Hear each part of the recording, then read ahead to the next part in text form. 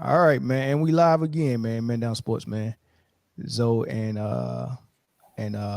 Lamar not here, but we got Jay and Corey, and then myself. We here trying to discuss the NFL playoffs is about to come down the pipe real soon, man. I Oh, I, I think I think I kind of know what's wrong with saying down the pipe.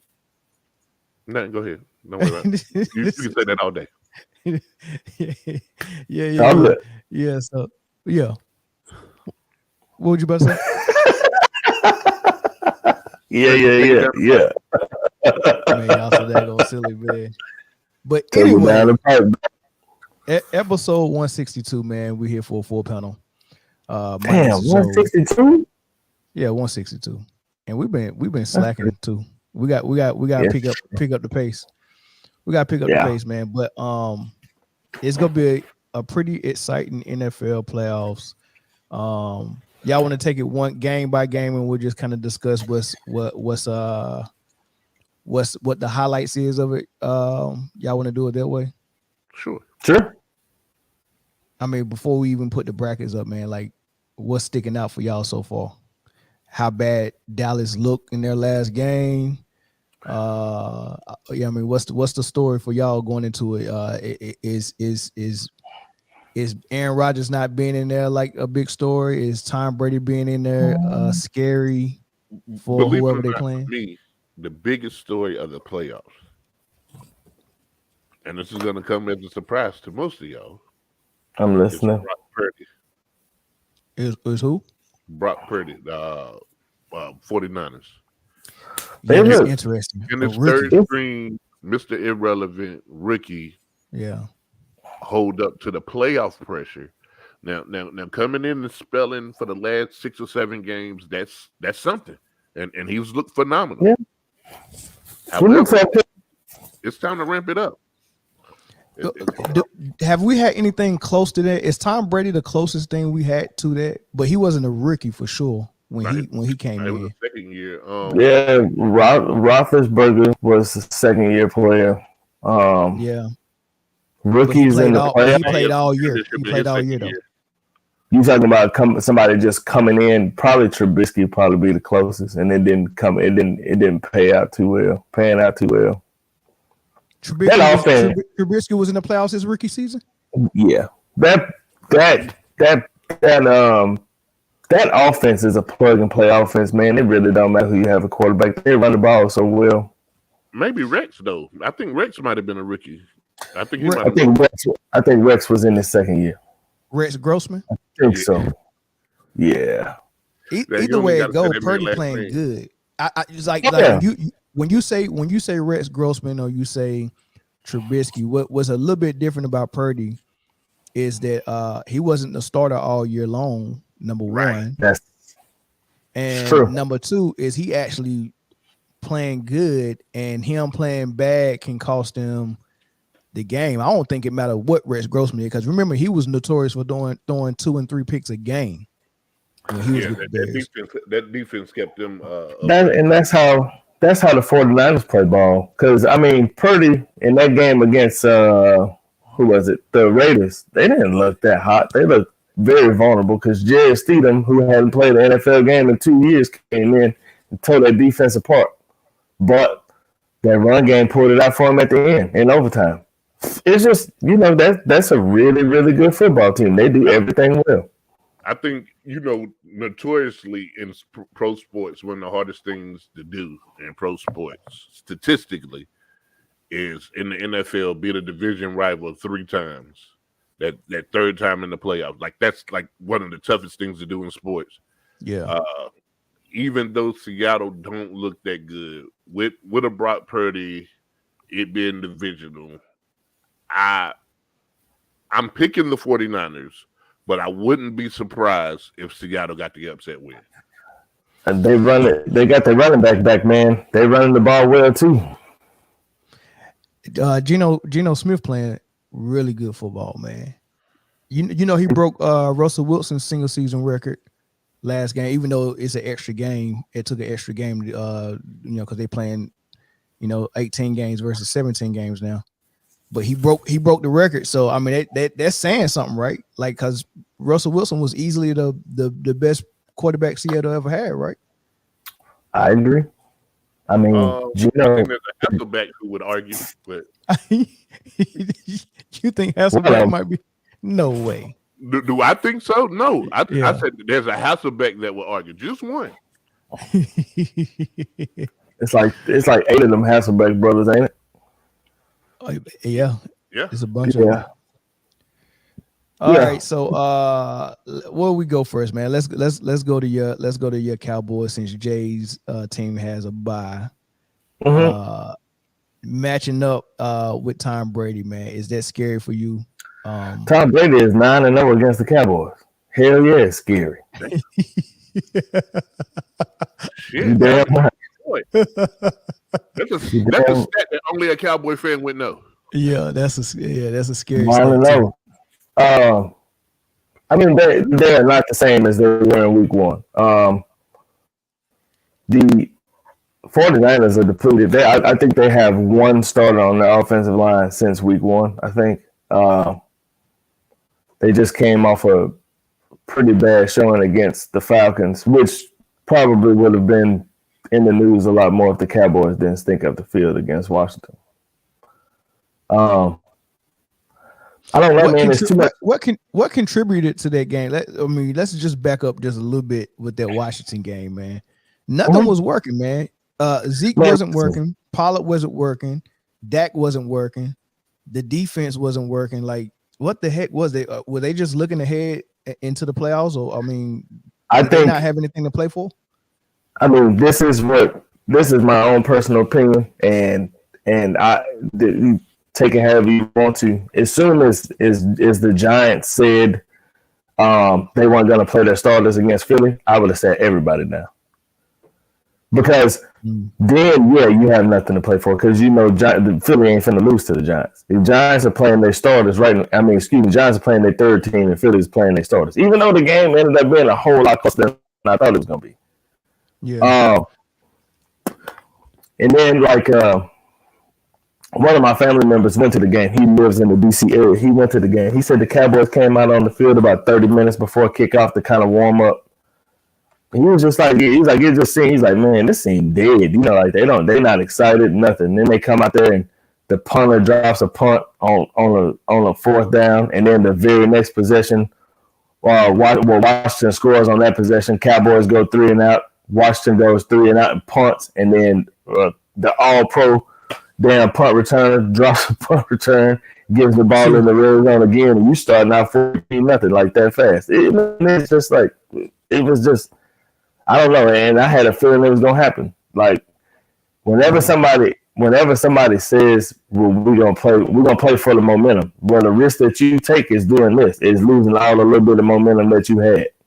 Yeah, and all of a sudden it seemed like Tom Brady and the Bucs got a little bit of momentum going into the playoffs, man, because they get a win, and Tom Brady looked like he's starting to hit Mike Evans a little bit better than he was,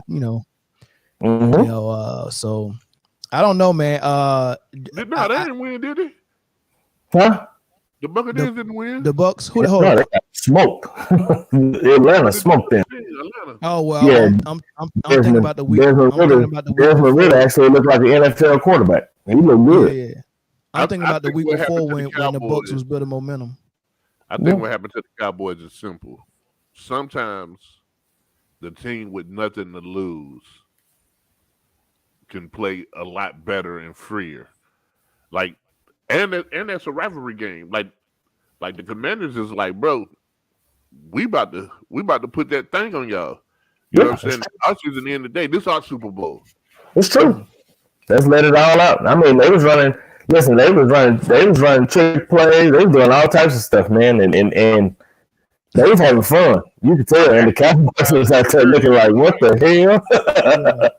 That's the same thing Detroit was doing Green Bay too. Yeah, man.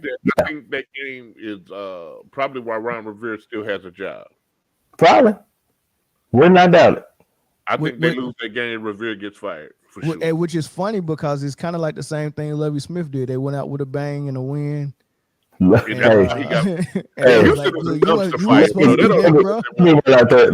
out there and cost him the number 1 pick. He had to go.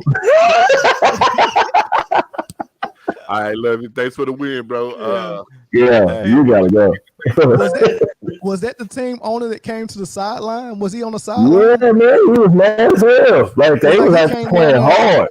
Yeah, it's like he came down there, let him know, hey, dude, this not what we talked about, bro.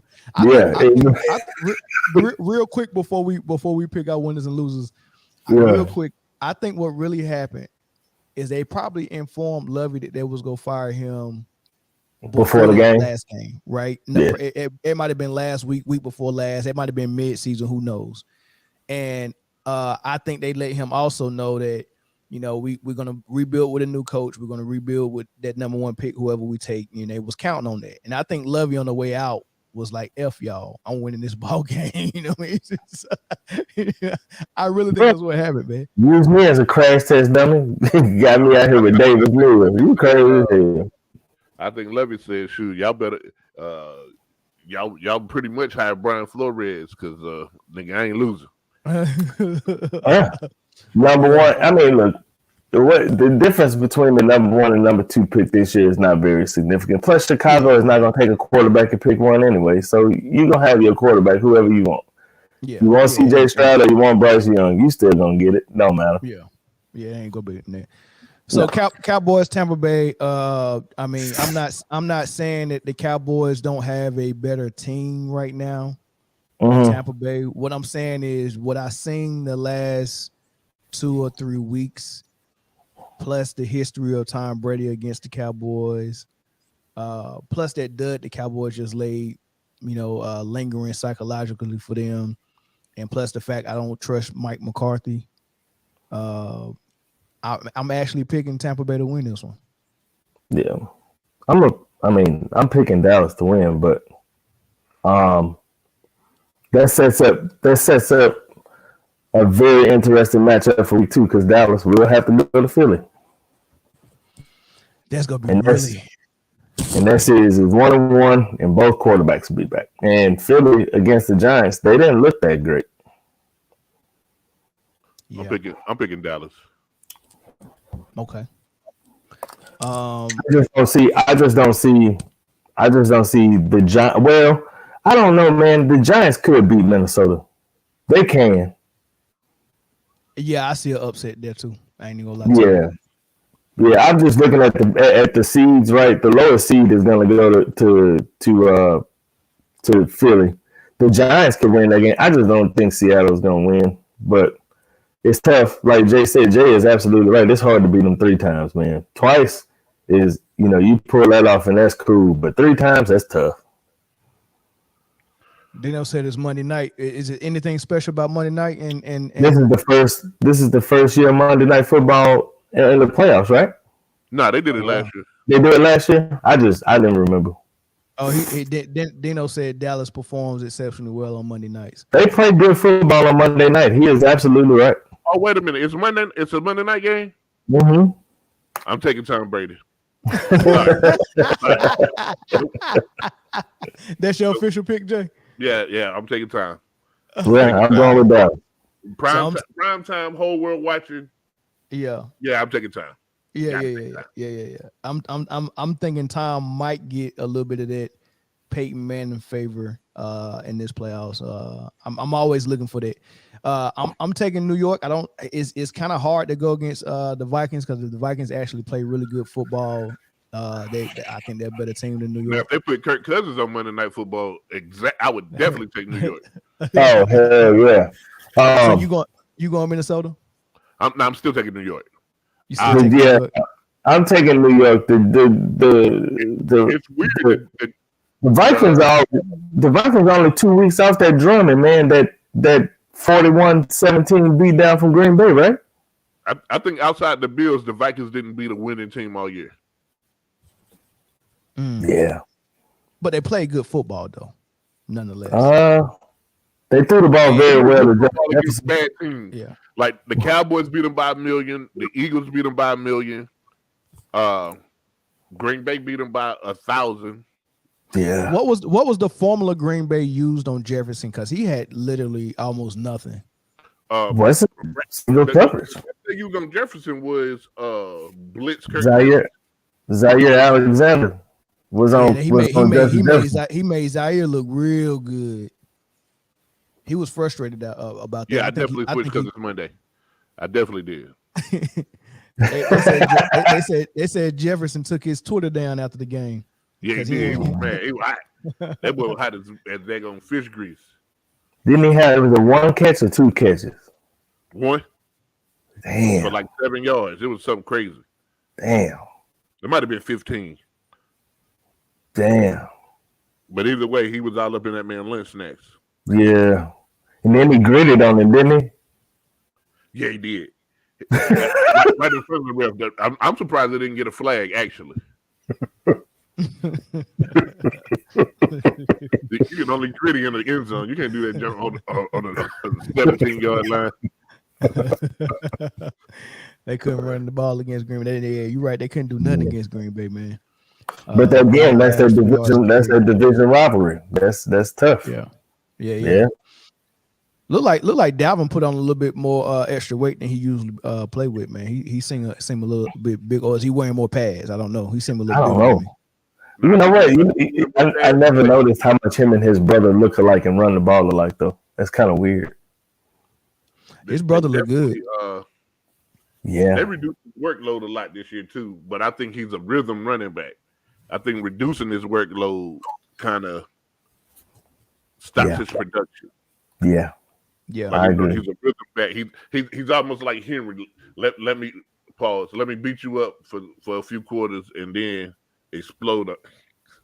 God, that did not sound right. Nah. Go ahead and finish it. Go ahead and finish. I'm good. Go ahead and finish, baby. Go ahead and finish. All right. So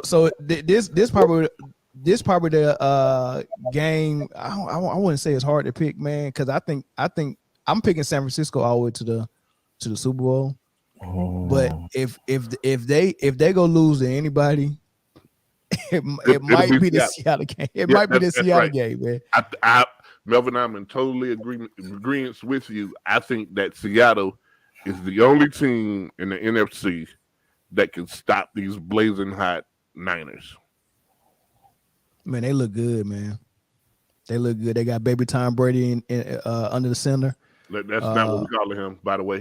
No, we call him the baby Tom Brady. He actually managing the game the same way Tom Brady managed it when he was a first-year starter, with a good defense and a good run game.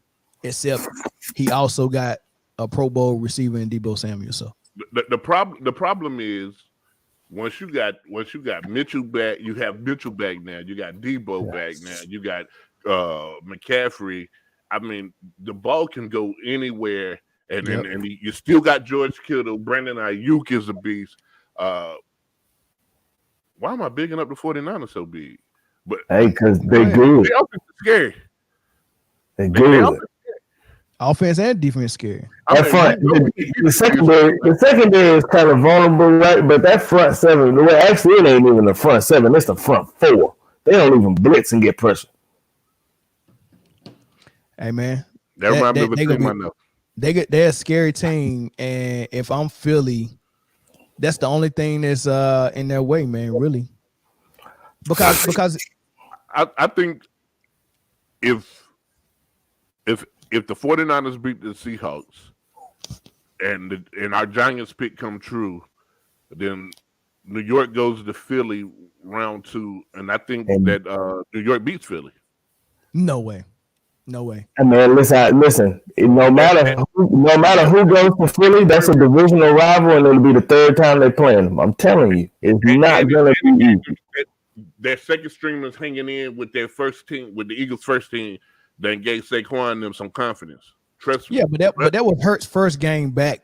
You know what I mean? And you get your first game back, and then you get a week off. You going right back cold. I mean, it's not like you gaining momentum. You're not.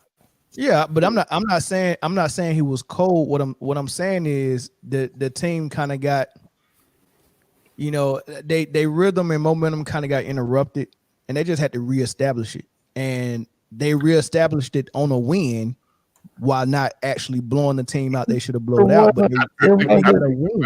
I can see if they did what Dallas did. Look, I can see if they did what Dallas did the last game and later did, then I would be concerned. But this is going to sound really weird. I think the Eagles are the worst team to have the bye. I think the bye.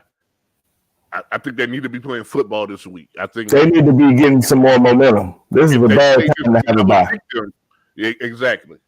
Yeah. Because getting QB1 back on the center, like that's amazing. That's great. You need that. But yeah, I think Hurts either he shouldn't have played then or having a bye was bad this week.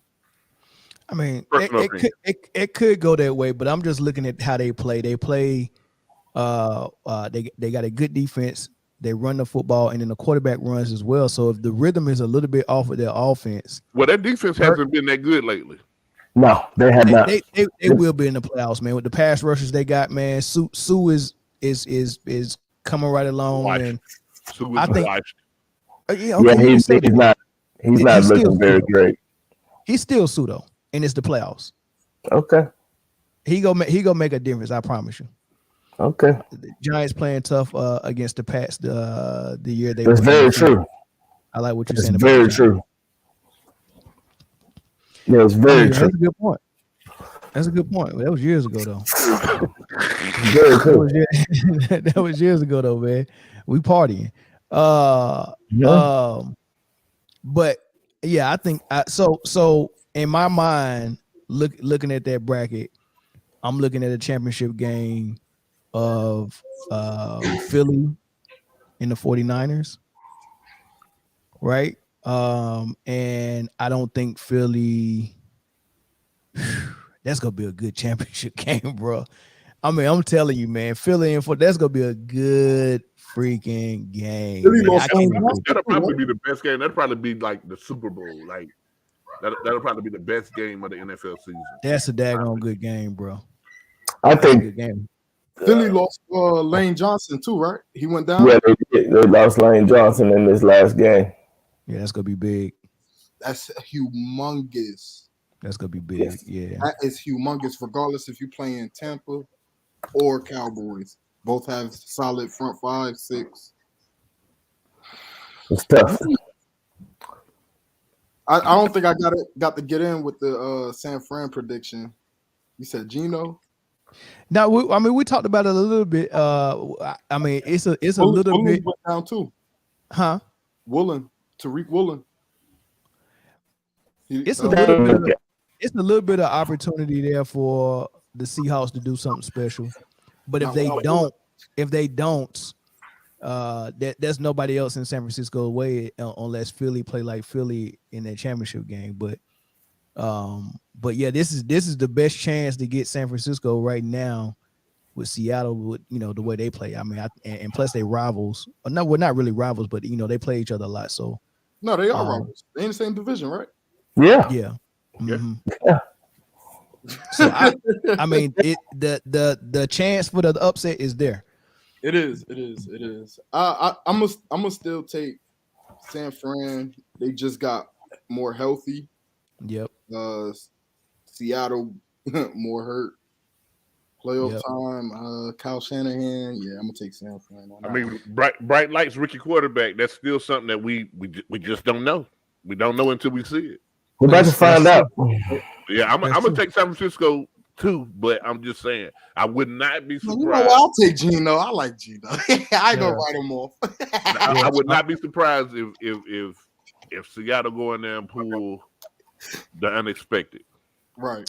Yeah, I wouldn't be surprised. But I'm still picking San Fran. Oh, yeah. Real quick before we move to the other side, if San Fran runs the tables and get to the Super Bowl or get to the championship game, what do you do at quarterback for San Francisco next year? You send Trey Lance to the Jets. And okay, so and then you just signed Jimmy G to extension. Nah, you send Jimmy G ass to the Colts. No. Keep him. You need a backup. Listen, there's serviceable guys where you don't have to pay money for a backup. Like I think there's the Josh Dobbs of the world. Like they're out there. You don't need a $45 million backup quarterback or $30 million backup quarterback. Right. You know what I'm saying? Get them boys out of there. I think you get Jimmy G. I think you get Jimmy G out, and I think you let Trey Lance and Brock Purdy battle it out. That's a good one. But Trey Lance still didn't get a fair chance yet. You get what I mean? So And the offense, if Purdy takes them to the Super Bowl, you'll never see Trey Lance on the field again for San Francisco. That's true. that's fair. That's what the Eagles should have did with Nick Foles. I was just about to say the same. It's similar to that situation. Yeah. But So you- look, Yes. this is my thing, and this is why I'm against having Trey Lance and Purdy battle it out. Is because they're totally two different quarterbacks, and the packages you got to put in your offense for Trey Lance centers around him running the ball sometime. And if he's your starter and you got those packages in, you got to change the whole entire offense almost if Purdy has to come in and spell him. I mean, so with Trey Lance, Trey Lance can throw the ball. That's the only thing. He can run too. He plays a lot like Jalen Hurts. And I don't think that's a bad thing. Now, I tell you this, in the game that he got hurt, I think he got hurt in the second quarter. He had already run the ball like 8 times. That's too much. So Go ahead. does that work well with CMC though? Because this happened before they got CMC and Mitchell, CMC and Mitchell. Right. Like it's already you already got a crowded backfield of running backs.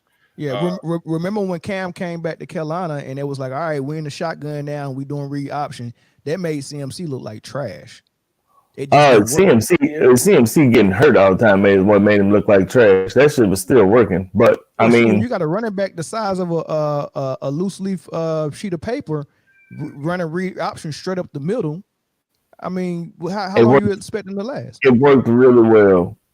I'm just saying it worked really. It's a new phenomenon in the NFL anyway. It works in college all the time. It's a different game, but it works because you don't know which one is going to get the ball. That's the whole thing. It doesn't matter what size he is. It just matters who's going to get the ball. Yeah, that's the confusion behind it. I just like making the right read is more important than making the right read is more important than where the running back is going. So yeah, but when that read option is going right up the middle, I would rather have a Mark Ingram type back that wants that contact and is go fall forward almost every time. The whole thing with that is the deception. That's what alleviates all of that because the defender is supposed to stand still and you want somebody that's going to shoot through a hole quick. That's the whole deception behind the read option. So the size really doesn't matter. That edge rush, freeze him. You isolating that edge rusher. You just making him stand still and make a choice which one is he gonna take. That's the whole phenomenon behind the read option. I'm not gonna lie. Christian McCaffrey is very underrated running between guard and tackle. Man, he can run. Like he's put on since he's came in the league, he's put on about 23, 24 pounds.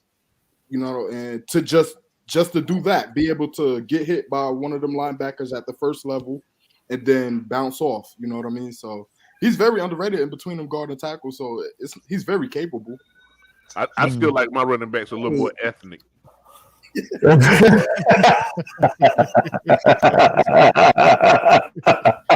Golly, man. Wow. That's my opinion, right?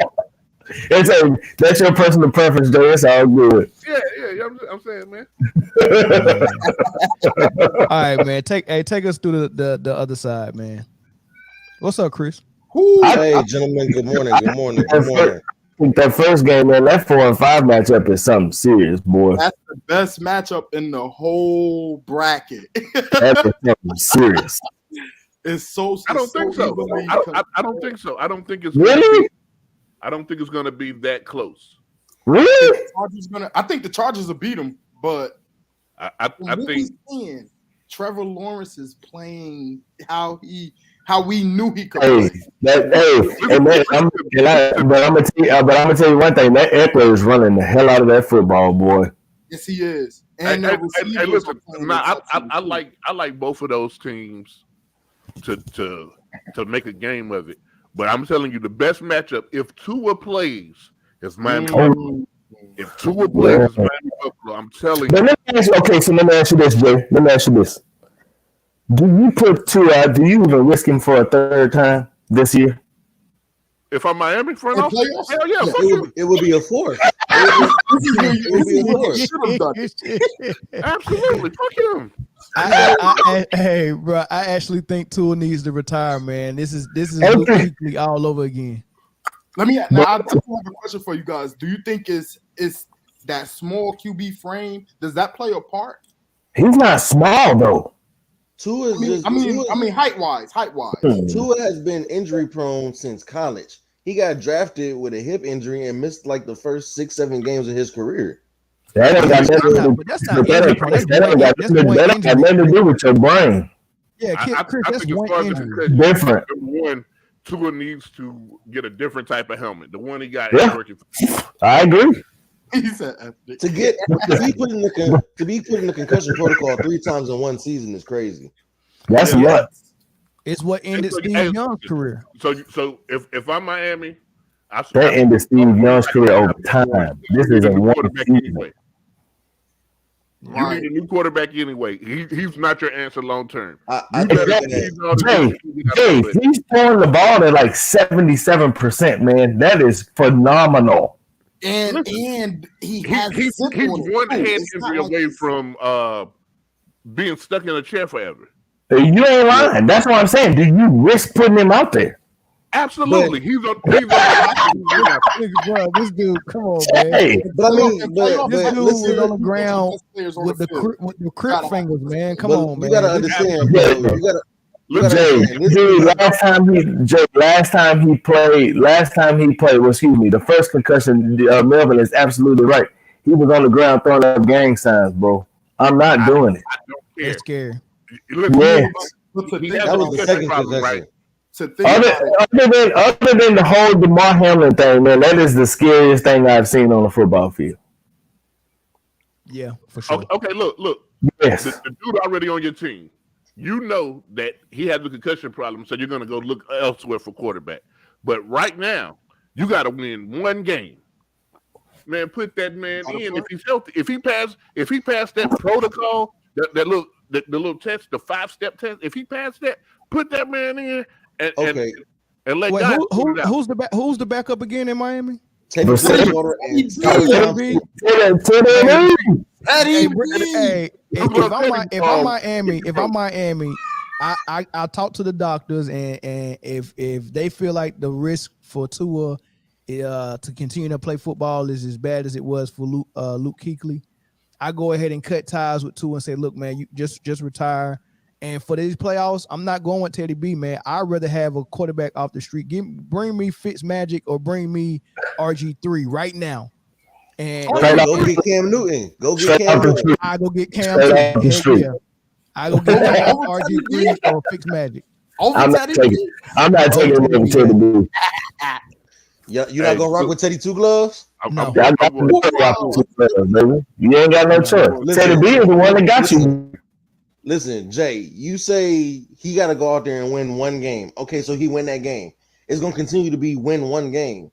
One game. Because next day go against the Chiefs, and that ass, it don't matter who you put out there. That ass. It's only one. Don't worry about it. It's only one. Jay, I will tell you this. In the last 3 weeks of football, Chris Jones is probably playing the best football in the NFL. Oh, in the last 3 weeks. He cannot be stopped. Better than Trevor Lawrence. Yes, Chris Jones is a one-man wrecking crew. Like every play, he in the backfield just standing by himself. All you see is 95. Every game they playing in, every play. I'm like, God damn, somebody block him. They can't. Yeah, he on that stuff. Yeah, you just don't be shaky for 3-4 years in a row, and all of a sudden you Lawrence Taylor without being on that man's stuff. all pro every year. Boy, that dude. Yeah, hey, but he that dude ain't showing up like this. That dude is a monster. And he might be on something. But That dude is a monster, man. now the problem, what happens is, Kansas City got a really good front seven. Like the linebackers, everybody's good. Yeah. Their fatal flaw is you're starting 3 rookies and L'Jarius Sneed, or 2 rookies and Sneed and Juan Thornhill, whichever way you want to do it. And none of them are like all pro, all world, or even all Kansas City. They're not even all Kansas City. They're better than Sorensen. Way better than Sorensen. They're better than Sorensen. Hey, is he out of the league yet, man? Please tell me he don't still have a jersey. No, he's in New Orleans. He's still in New Orleans. He went to New Orleans. Matthew. He fought Tyrann Mathieu. Hates this dude, man. I know Tyrann Mathieu mad as hell. He tried to lead that motherfucker, and he just take your boy with you. Hey, if it weren't for Sorensen, Matthew would still be in Kansas City, man. You He made the whole secondary look bad, bro. You ever seen the video? There's a compilation video of Tyrann Mathieu throwing his hands up every time Sorensen get cooked, and it's like I seen it. But you know, that joint like 4 minutes long, bro. You know who else was like that? Who? James Bradbury. Oh yeah. You remember? But he can do Same something exact like way, giving up play after play after. And Josh Norman is over there like. I know. You know who else was like that? Who? Roy Williams. Oh yeah, Roy Williams was terrible. Definitely Roy. So I can go even recently, but more recent with the Cowboys. Y'all remember Jeff Heath?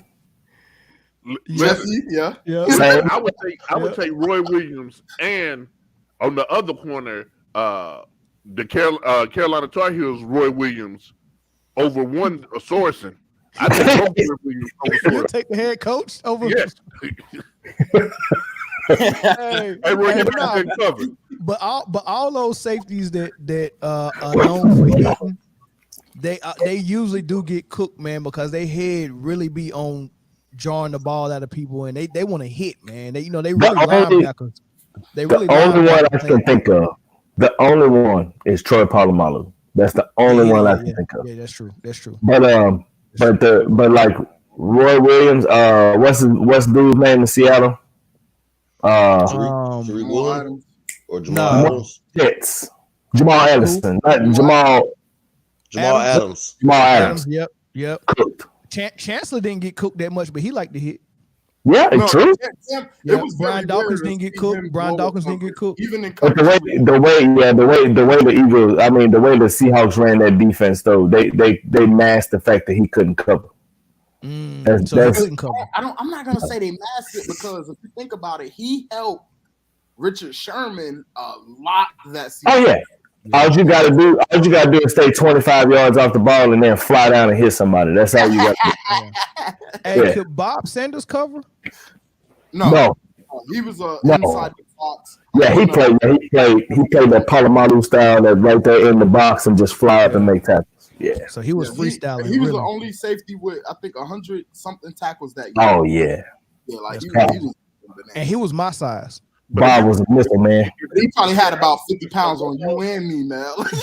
That's all he tried to do. That's all Bob was not big, man. Bob was huge, muscle wise. But he was like 5'8". Matthew, turn around, Matthew. Anybody can't cover like that for real? Yeah. Who, Matthew? Yeah. Matthew. No, Matthew wasn't no slouch though. He had speed. He had speed almost like a corner. But it wasn't that he was a slouch, but he really didn't want to physically hit, and he couldn't really cover. Like he would try to bait you. You know what I'm saying? He used his speed. Yeah. He liked big plays.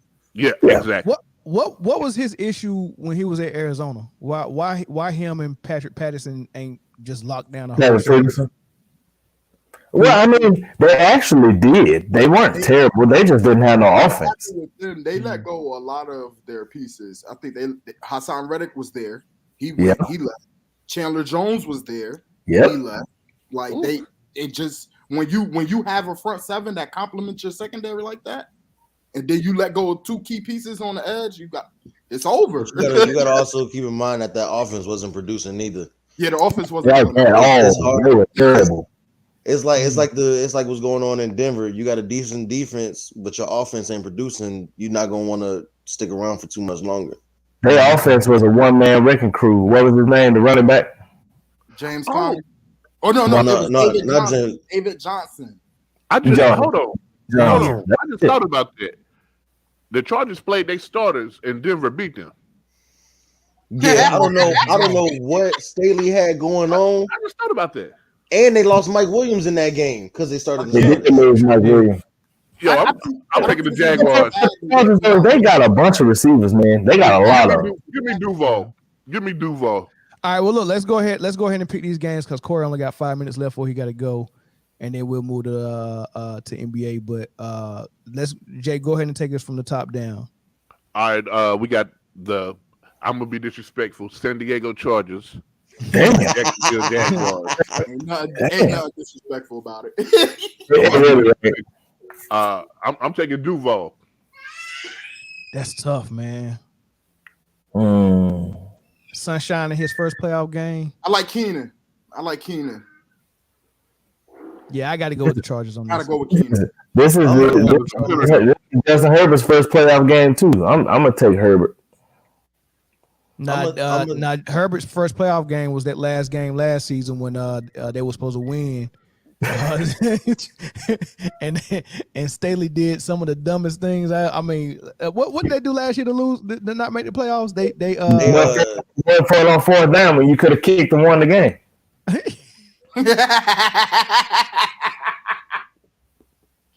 No, it was something dumb. It was something dumber than that. No, that was it. The Raiders went 3 and out, punted to them. They went down the field and went 3 and out and won the game. Talking about they was gonna make a statement and score a touchdown instead of kick a field goal.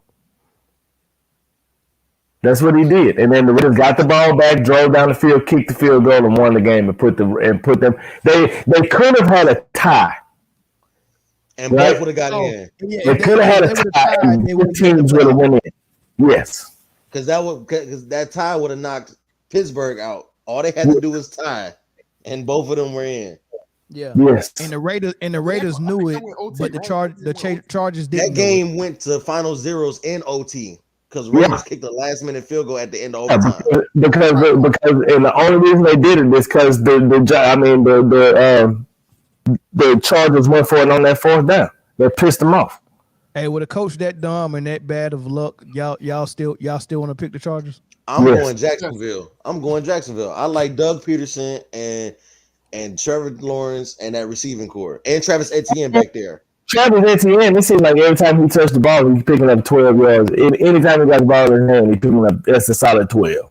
And it's in Jacksonville. That crowd gonna be rocking. Hey, First playoff game since when? It's not in Seattle or something, man. It's Jacksonville. Listen, Have you seen Jacksonville fans? that last game when they really needed to win, that crowd was bonkers, boy. They was nuts. The motherfuckers drink cocaine, bro. Like Duval, baby. Will Mack. Them motherfuckers drink cocaine, bro. Pensacola I Finest. like Duval. Hey man, y'all made me switch my pick, man. I'm going with Duval, man. Yeah, I'm going Duval, man. All right, next you got the Baltimore Ravens and the Cincinnati Wildcats. I'm real disrespectful, huh? Is Lamar back? Yeah, We don't know. If I'm Lamar, they'll never see me suit up again until they give me that bread. I just said that last night. But if Lamar's back, I'm still gonna pick Cincinnati. I'm picking Cincinnati as well. I got Cincinnati in a route. With or without Lamar Jackson. I am taking Baltimore. Woo! Mm. That one game. Got to be the wild card, huh? And then the linebacker core, I think that's what's gelling the Baltimore Ravens together. It hasn't been Lamar Jackson. It's been that linebacking core along with Jason Pierre-Paul. You got to put some points up, though. That's true. But, however, we literally just saw this game last Sunday. We literally just saw this game. So I think, and that was in Baltimore, right? Or no, it was in Cincinnati still, right? That's a divisional game, right? Yeah, Yep. Hard to beat them 3 times, man. Nah, well, Baltimore won the first one. yeah, Oh, it's a 1-1 split. yep. Yeah. Without Andrews. Oh yeah. Mm. Ooh. Mm. The starting quarterback is Huntley. Huntley can throw the ball, man. They haven't announced who. As They of don't right, know. I'll check it real. As of They, right they now, had the third stringer in last week. They gave Huntley a rest.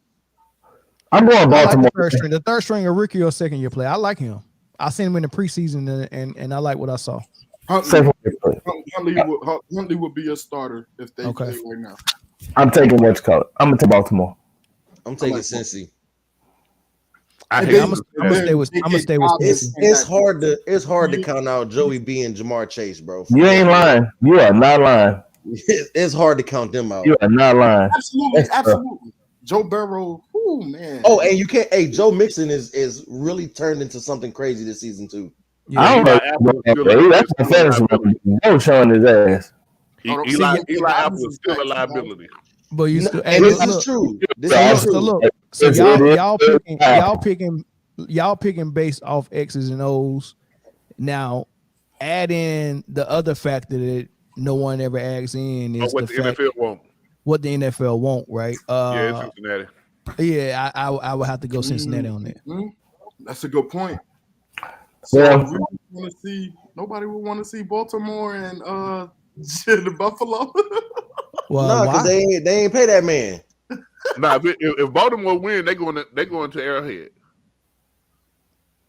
Oh, the winner of that plays Kansas City. Now, Not Kansas if City Miami- the lowest not if seed Miami remaining. Get the wins. lowest seed. Not if Yeah. Miami wins. Who look? If Miami or Baltimore end up in Arrowhead, it's the thong song all night long. Cancun. Yeah, it's gonna be the thong song.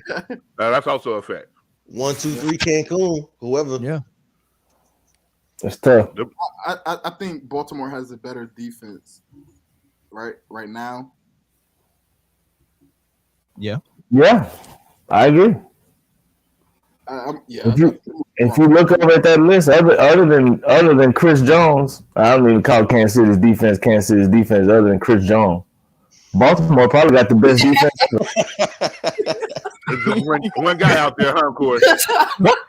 One second crew, dog. Oh man. Nah, because Golly. that rookie George Kalafkis, he actually been coming on real late too. 56. Yeah, that's because Chris Jones is occupying like 4 people. You're right. Yeah. He's out there amongst the boys right now. So is Chris Jones he's this year's version of Aaron Donald? Yes, absolutely. Mm. He's Aaron Donald in Kansas City. That's a high comparison. Listen, man. What did you hear from Aaron Donald this year? Nothing. Aaron Donald is a game wrecker. Like Chris Jones if you do the math, I think Aaron Donald might be the only lineman with more sacks than Chris Jones and over the time span that they both been in the league. I believe it. okay. I mean, yeah, Chris Jones he's going to have. That dude is, man, I got so tired of hearing 95. Like, damn. Yeah. All right, so we got our picks for those first 2 games. The last game, Jay. We got the Big Tuna versus Chicken Wings, aka the Miami Dolphins versus the Buffalo Bills. Yeah, I'm going Buffalo. If Yeah. Tua plays, I'm going Buffalo still, but I think with Tua they'll make it a better game. Agreed. No. I'm taking the Fins. Fuck it, I'm taking the Fins. I have a question. Go ahead. Is DeMar eligible to play? Fuck no. Nah, that man on IR. That man may never play again. No, he got released from the hospital yesterday. Well, he's in Buffalo and he's back at the hospital. Yeah, he's in Buffalo at another hospital. So nah, But he's not in stable condition, but he's on IR. Like, I wouldn't be surprised if he was at the game. oh, he'll be at the game though. Yeah, No. I would not be surprised. So I think like He's a huge piece, man. there's 2 things. Oh, yeah. there's two things that you got to remember. Number one, he was their backup safety and outperforming their starters. So number two, He now balled there's out not a safety there. Like you're going to need a third string safety down to the third safety. to help with Waddle or Cheetah. Like, dude, you're in trouble. And the tight end too. What's his name? Gesicki. The gritty. The gritty Gesicki. They should have made the gritty illegal after he did. I'm gonna say it like this: Waddle and Hill are only a threat if Tua plays. Teddy and Skylar can't get the ball to him like that. Teddy won't.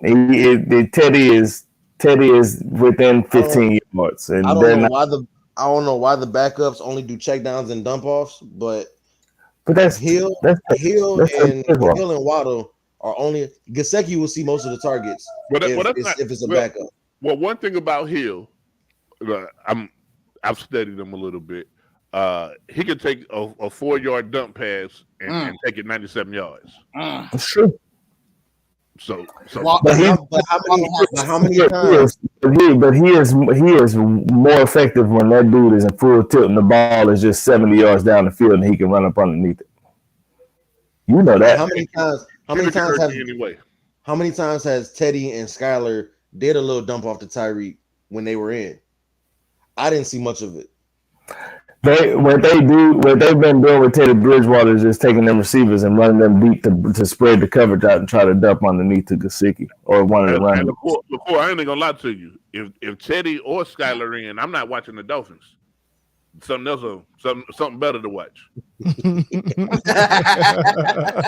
Listen, I got Buffalo beating.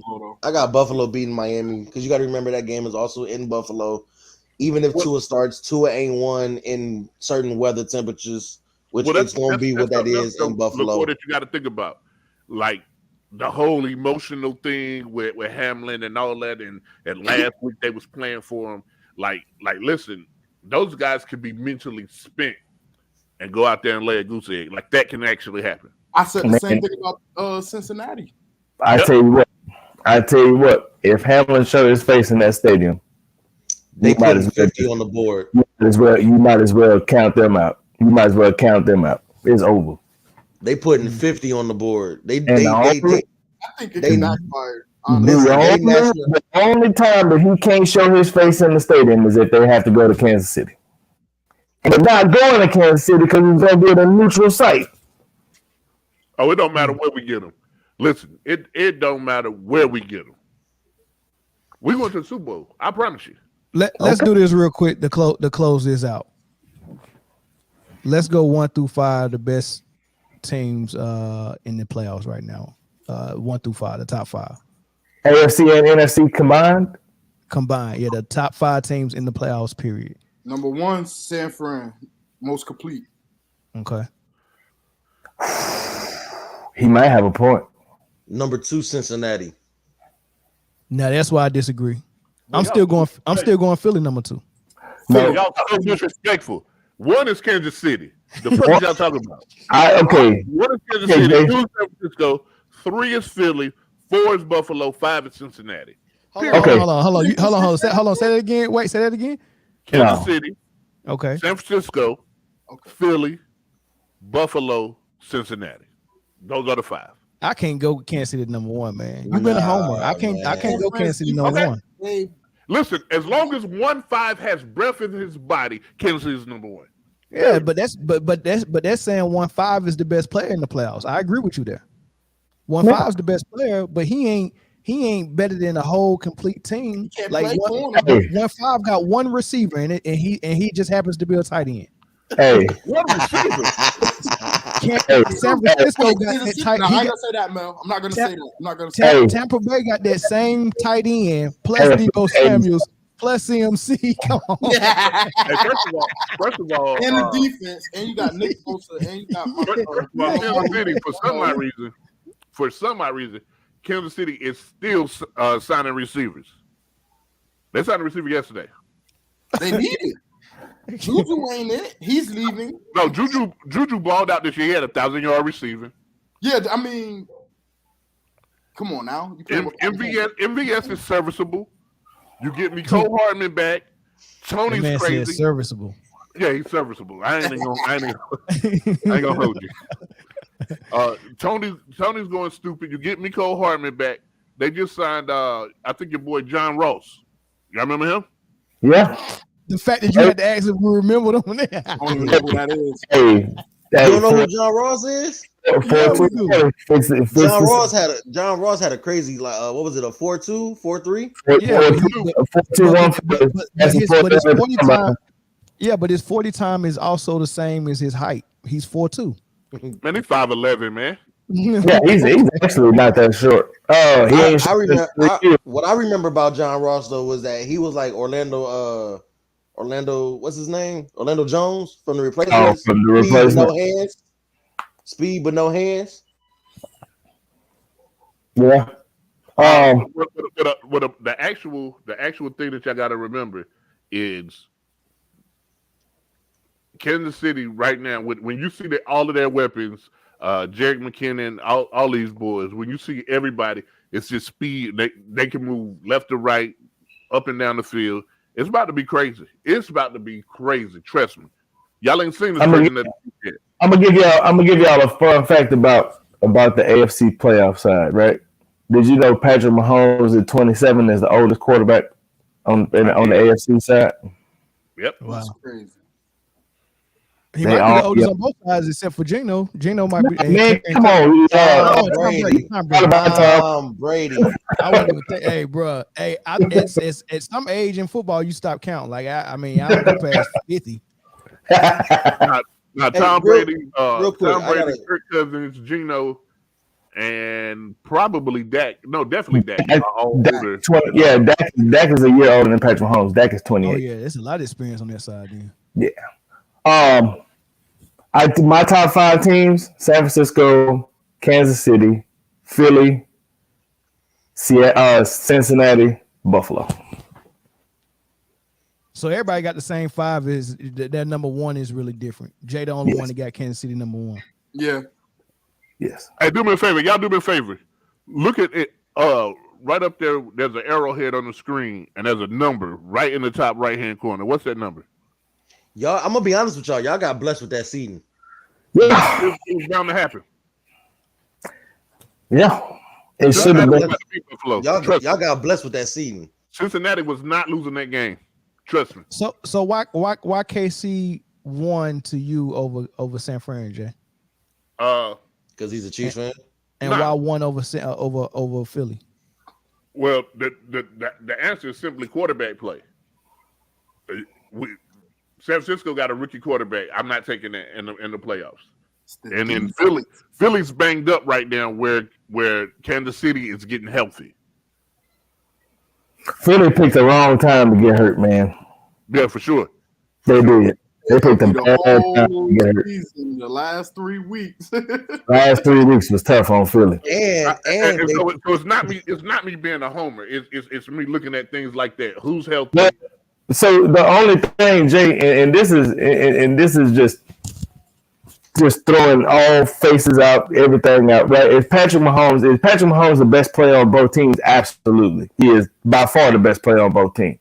However, if you look at running backs, if you look at wide receivers, if you look at offensive line, if you look at the defense, San Francisco is I would take our offensive line. I'm not mad at our running back room. I would take our backs. You would take your backs over San Francisco's? Over CMC and Elijah Mitchell? Over just Elijah Mitchell. CMC don't count to me. I told you how I like my backs. Okay.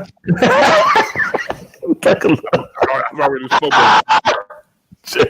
You stupid. I respect that.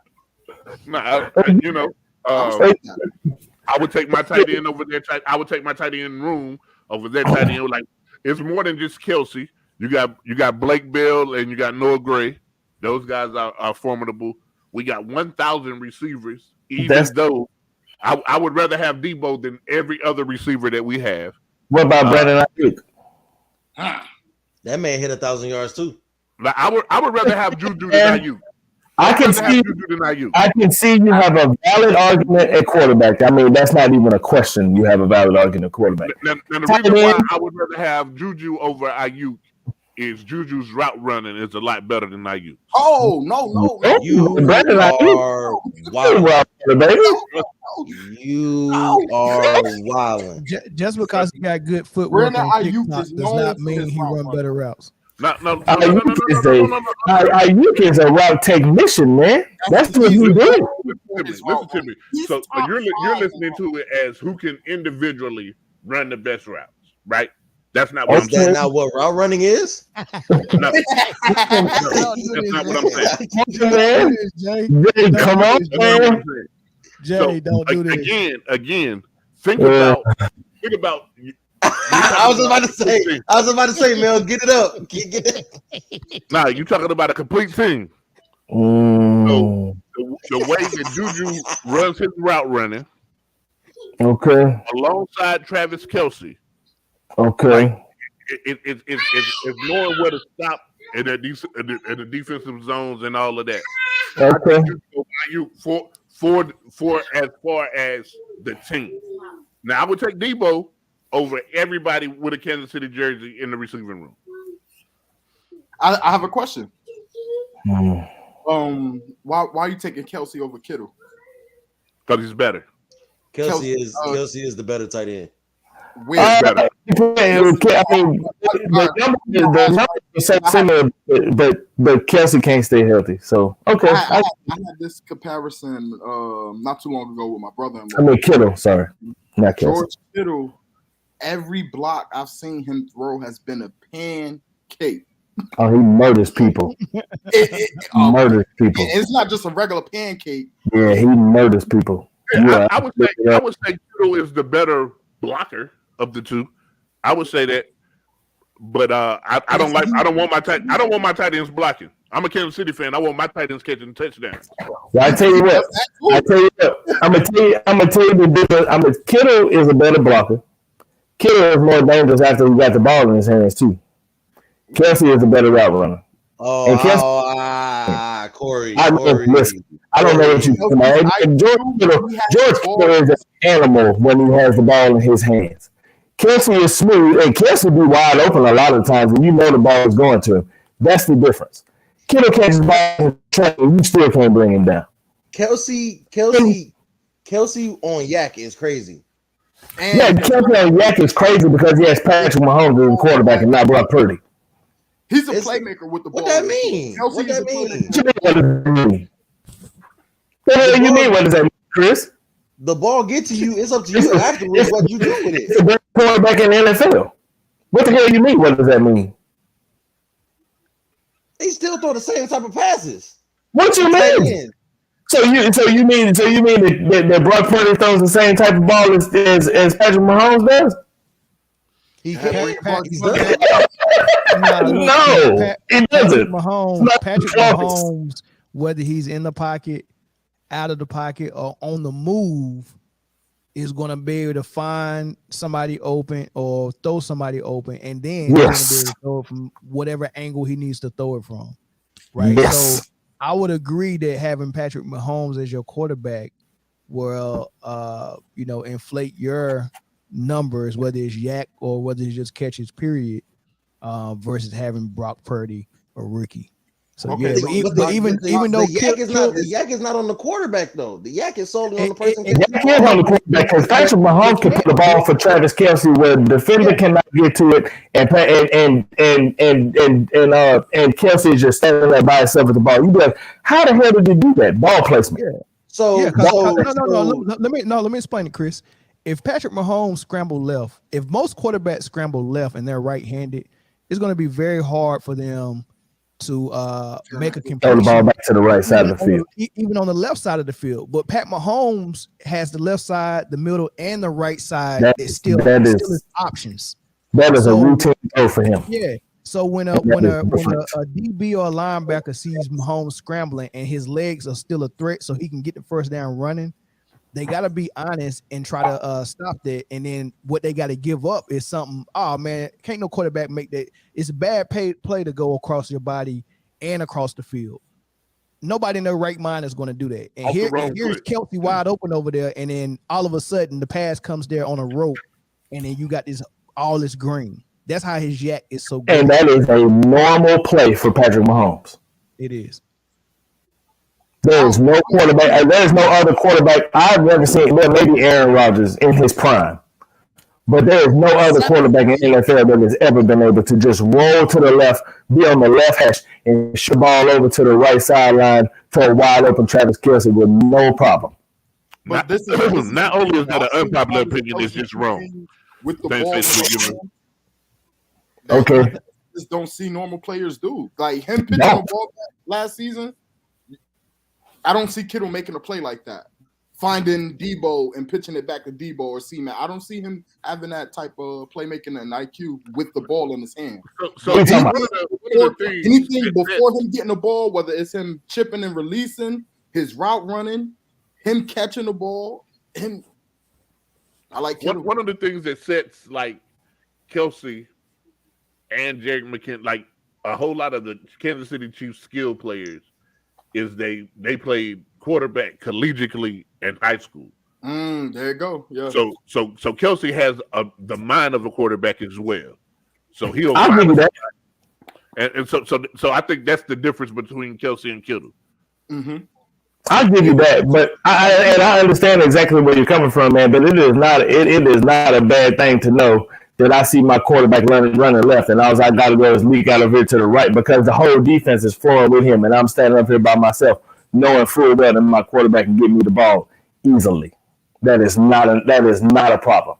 There is no other quarterback in the NFL that can do that. Facebook user on point, man. He on fire right now. He 3 for 3, and I think this Ronald, man. Ronald, if you go to YouTube and watch from YouTube, we'll know who you are when the comment come up. Facebook don't allow that unless you change your setting. But yeah, go watch us on YouTube. Patrick Mahomes' ball placement is unworldly. Like it is the craziest thing I've ever seen in my life. I've never seen it. Pause. So also, just anatomy wise, I know it's probably between his legs, but it might not be. So I've never seen it. I didn't even pick up with you. No, you just said ball placement. Don't get mad at me. You said ball placement. Go ahead. My bad. Go ahead, Dino. You said it's out of this world. So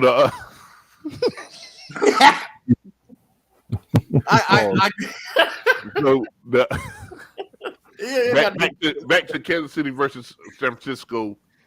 When you're speaking of defenses, San Francisco has the better defense historically and whatever. But if you're looking at the last 3 games right here, getting ready for the playoffs, Kansas City defense has been playing, and San Francisco gave up almost 40 to damn Red Steelers. You're right. I give you that. You're all right. So Chris Jones is not giving up 40. I'm gonna tell you that now. I'm saying who's playing the best ball pause right now. Chris Jones is playing the best ball right now. Absolutely. No, he got help out there. No, you don't. He doesn't need help. You just line up that offense, put Chris Jones out there, and he'll do everything. No, they can't run. They can't throw nothing. It's because of Chris Jones. The Chris Jones Chiefs. Yeah. Right, before we move to NBA, you still got time, Corey? Or you about to roll? I got to go. I got to get ready and go to work. Thank y'all for having me on, man. I appreciate it. Take it easy, man. You just got an award. Hey, Corey. Hey, look, just while you in the car, man, hit us up on YouTube and listen, and watch out for the ball placement, man. It worked. Watch out for the ball placement. I'm gonna go place my balls in some more underwear. Bye. Let me change his drawers before he go to work. Because he got cooked on here, and he probably shorted. You know what I mean? You know how they do. Before we switch to NBA, I just want to say that we was this close to seeing the Lions fuck some shit up in the playoffs. He's And this you celebrate. close. Listen. He's this close. I called Melvin yesterday. Ray Walker won you that game. Period. I- In the story. I called What? Melvin yesterday. Ray Walker won you the game. Yeah, you crazy. We was gonna win regardless. Hey, Melvin, what did I say? What did I say to you about LaCour yesterday? You said leave it to a Detroit fan to be celebrating almost making the playoffs. When Quay Walker handed you a game. Hey Lamar, we trying something new, man. We trying to see what the morning hours look like, man. Right now, it's really looking like the same. So we'll keep trying it though. We'll keep trying it. We'll see what the morning hours look like, man. I think the Lions would have gave San Francisco a better game than Seattle about to. It's only morning over there on the West Coast, man. More explosive. Yeah, that's true. That's true. I'm not saying we would have beat San Francisco, but we definitely would have been. We definitely would have gave them a better game. I'm sitting here thinking of like, who do they have for their receivers, right? How does Geno beat the franchise record passing yards In 1 year? They got 1 year. You got DK, you got Tyler, you got Treadwell. Kenneth Walker out of the backfield is amazing. Like I think they got Noah Fant too, right? Noah Fant. Oh man. I forgot all about so I got a question about that. What does that say? What does that say about Russell Wilson that in 9 years you only hit this mark once, and in 1 year, a career backup breaks your record? And don't say nothing. You got to think Russell Wilson had arguably the hardest man to stop when you handling the ball off. Come on, man. Marshawn Lynch. Yeah, remember the and Russell Wilson did a whole lot of running himself. And they had great field position when Russell Wilson was in Seattle because of the defense. Yeah. So you're not getting the ball and got to go 87 yards. No, you getting the ball, you got to go 40 yards. Yeah. And Pete Carroll never had Russell Wilson on the trend that most NFL quarterbacks are going with, where they're throwing a ton, like Joe Burrow, Pat Mahomes, like they throwing a ton, right? They always was committed to the run. They had beast mode. You know, when beast mode left, they went and got Carson and another running back that they was using as a backup. So it was always been about defense and the run. And then once they gave Russell Wilson their money, and they didn't pay all the defensive players, they gave Russell Wilson their money. They tried to figure out a way to win by not paying people. All right, we'll take a hit on the defense. We got a great pro role quarterback. We just get him a running back. We won't pay these offensive linemen. And they tried that, and Russ kind of kept them okay, but when they played the good teams, he just couldn't do it, man. Their line wasn't as good as it is now, in my honest opinion. Their line now is better than a lot of the years we've seen Russell Wilson in the Seattle. Russell Wilson never had a line. Exactly. And believe it or not, and they're young. They're young. After Hackett got fired this year, Russell Wilson actually started playing really good football. Yeah, he did. He actually did. I agree with you. Yeah. 100%. 100%. Even that game he played Kansas City, they looked like they was gonna go to the wire, and then he got concussed and got hit out of the game. I feel like I told my homeboy, I was like, I'm only scared to play the Niners. I feel like we can take anybody in the NFC if we'd have made the playoffs. Yeah, I doubt it. Yeah. No, y'all would have been scared. I give you that. Y'all would have been scared. Y'all could have took Philly. We took them to the buzzer in fucking first week of the season and lost. That's the first week of the season, and it's gonna be different. Hey, I like that room you in, Chris. I like the background. I like the lighting. It look like you got a good camera. You know, this is the same room that I get on every time. That's a different lighting and background. You must turn because the background you trying to show me the TV. I look crazy right now. I look pixelated. Nah, so I got the light on and I got the blinds open, and then I got my oil painting of my city. Yeah. Hey man, you almost there, baby. Keep it that way. Slide it a little bit. What, that way? That better? Or? No, I like it. I like it. It's good. Hey, Mel. Yeah. There go that TV right there.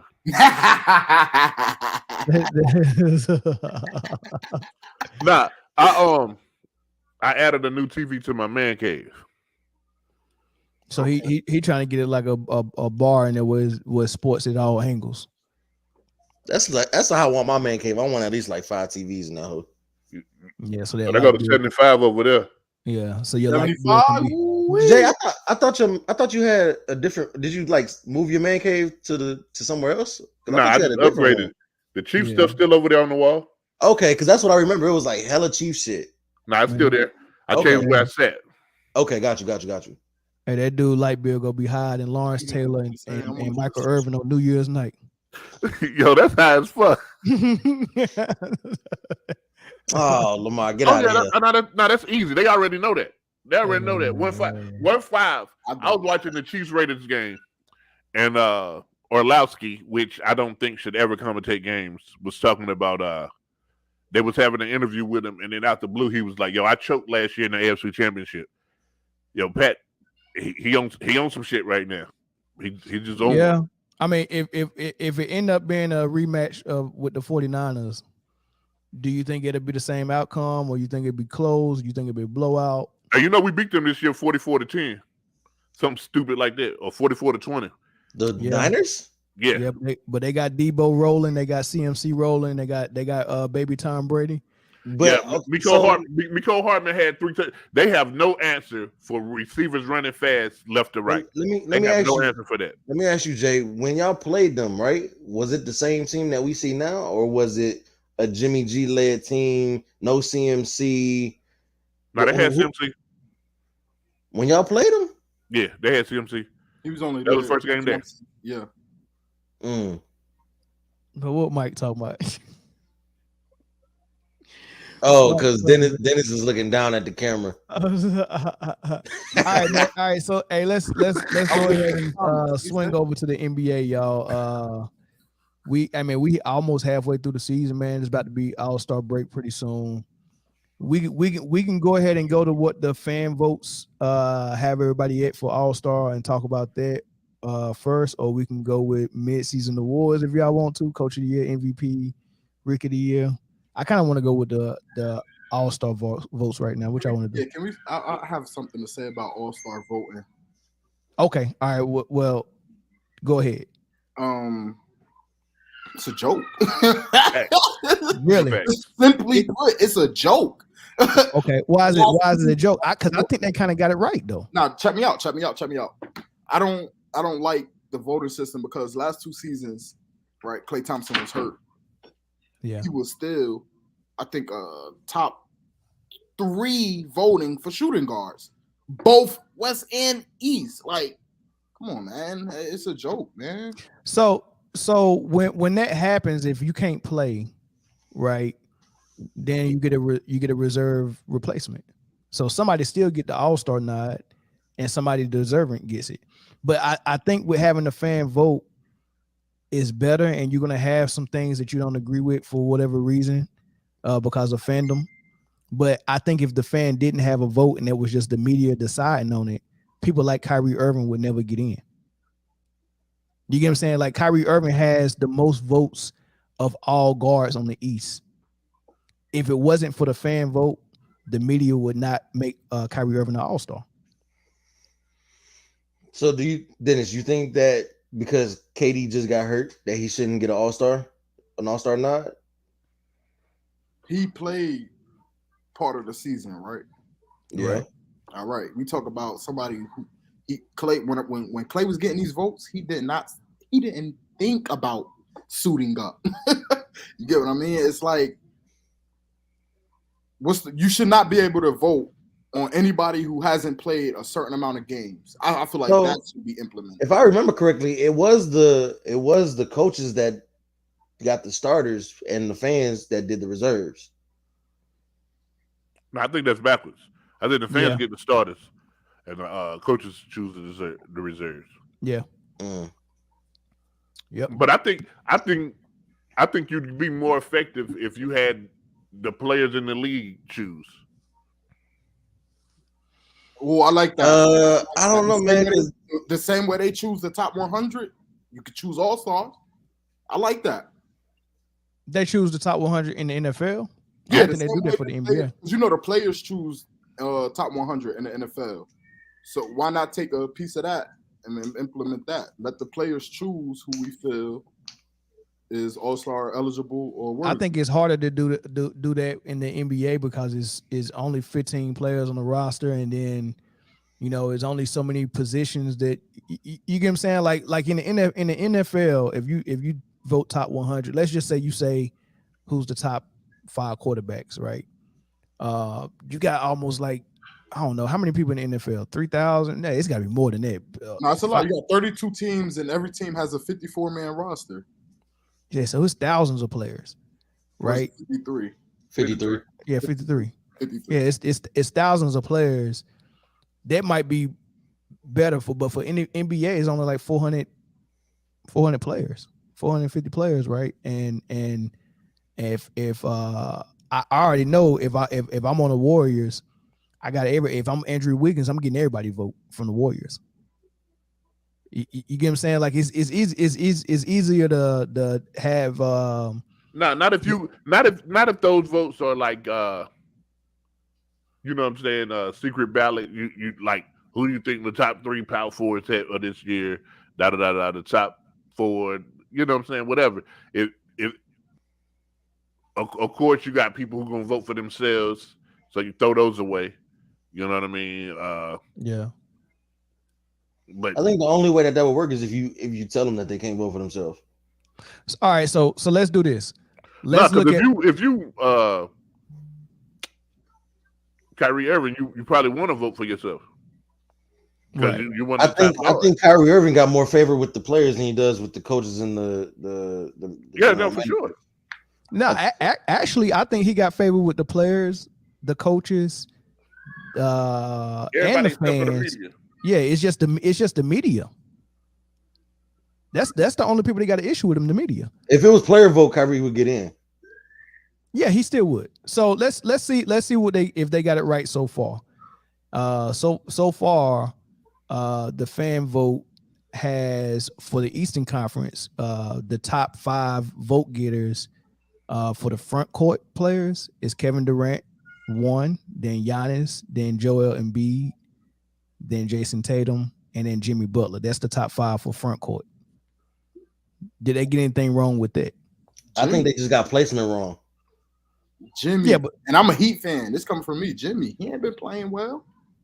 So who would for front court players, forwards and centers, who would you have in that 5th spot over Jimmy? Right now? From the East, yeah. Jaylen Brown. They got him as a guard. Oh, really? I'm ready for the Knicks, yo. He been hooping. Okay. Yeah, but no, who? Randall? Julius Randle? From the Knicks? Whoa, as far as what? Matt, whoa, time out. Bowl. That's exciting. That's something we haven't seen before. Bowl. Yeah, but can you hold on. I put Banchero in there. Paolo. Well, Paolo's number 8. All right, so let me do the whole 10. So front court Eastern Conference, Kevin Durant. As a matter of fact, let me put it on the screen. I just put it on the screen. Yeah, Paolo been hooping. He takes some nights off. He gonna get rookie of the year. He takes some nights off though. That's my early rookie of the year prediction. I'm gonna hit you with 40 one night and 4 the next. Yeah, he had my early rookie of the year prediction as well. But then, what's the other rookie? Benedict Marathon from Indiana. Oh, a lot of people. Yeah, a lot of people like him as well. His form just ugly as a motherfucker.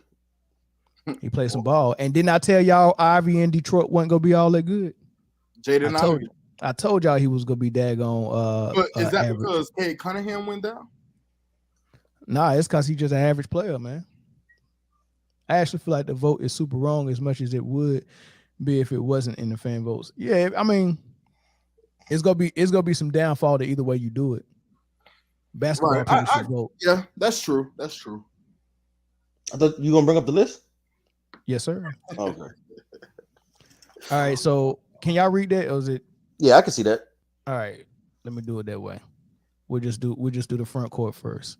Right. Western Conference, Eastern Conference, front court. Well, of course, LeBron gonna get the number 1 on that. Let's stay on the East. So Kevin Durant, Giannis, Embiid, Tatum, Butler, Siakam, Kyle Kuzma getting votes. Paolo's getting votes. Kyle Kuzma's been playing good basketball. Nick Claxton deserves those votes as a defensive player he is, and I think he's third in scoring for the Nets as well. Listen, and then Jared Allen. Listen. Bam Adebayo. Hasn't he missed most of the season though? No, Bam's getting outplayed. Okay, so maybe Bam will be in the place of Kyle Kuzma. They get him in the top 10. I'll take Kuzma out and put Bam in. But Bam's been wait, time out.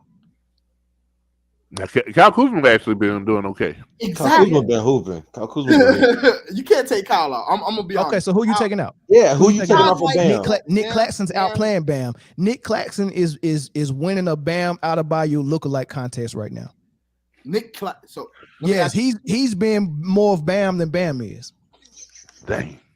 But okay, Nick Claxton also has had Kyrie, KD, and he got in his cheeks head to head last game. Pause. Yeah, Bam, I agree. Now, how is street clothes on the list? Before that one, before he played Brooklyn. Who is street clothes? Hey, the fan vote, Jay. The fan vote got him there. We're gonna get to the West. We on the East though. So if we started this by saying that the fan vote can be upgraded to something better, what did they get wrong with the front court in the Eastern Conference right now? I would say Jason Tatum is outplaying Giannis and Joel. That's my gripe. I would have Jason Tatum at 2. Which would make him a starter. So the starter would be Kevin Durant, Tatum, and Embiid. Right now, the starter is going to be Kevin Durant, Giannis, and Embiid. And I agree with that. But that's the fan. But Jason Tatum still is going to be an all-star. No, for sure. Right. So he just won't be a starter. But as far as the people that's going to be on the all-star team, is this system with the fans voting for the starters helping or hurting? Because everyone's still going to get named the all-star. I don't think it hurts as much as you would think so. Because literally, the All-Star game is trash at best now too. Yeah, it's starting to trend toward Pro Bowl, NFL Pro Bowl. Remember the NFL Pro Bowl became unwatchable? Decline. Yeah. It's getting there. Pro Bowls are trash now too. They do flag football this year. Yeah, something like that. What does that do for Aaron Donald, Brian Burns, Nick Bosa? You get what I mean? But with this, them boys started getting hit. Get them a day off. Well, for a couple of them, they got a few days off.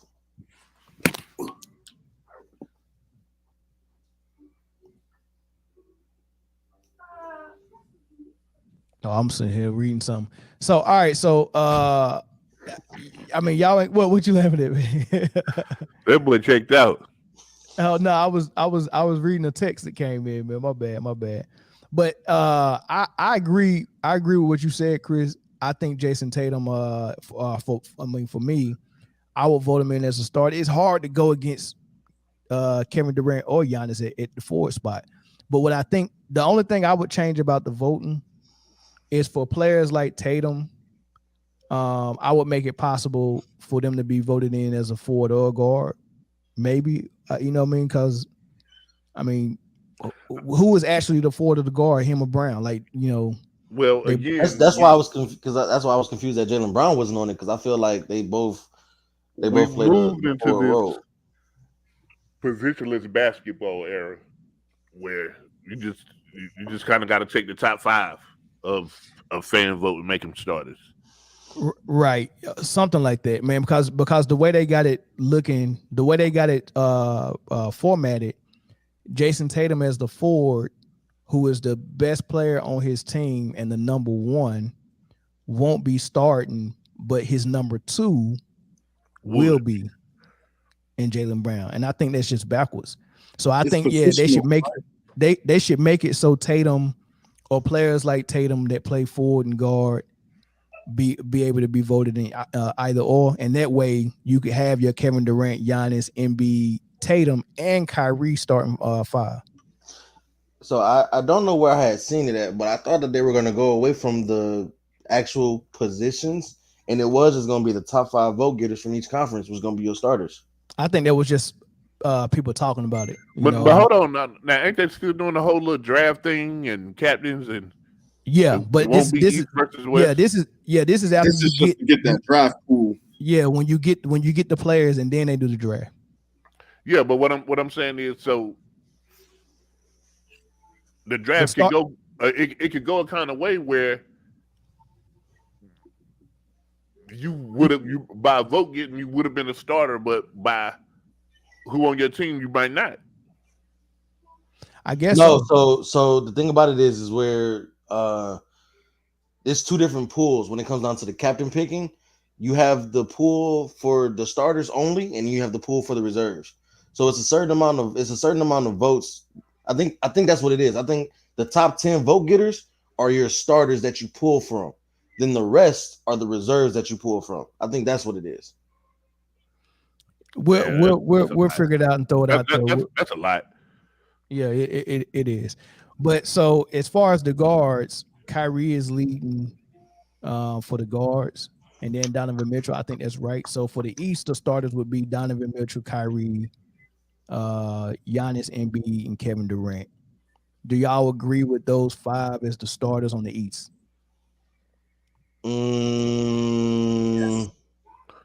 Nah, Tatum should start.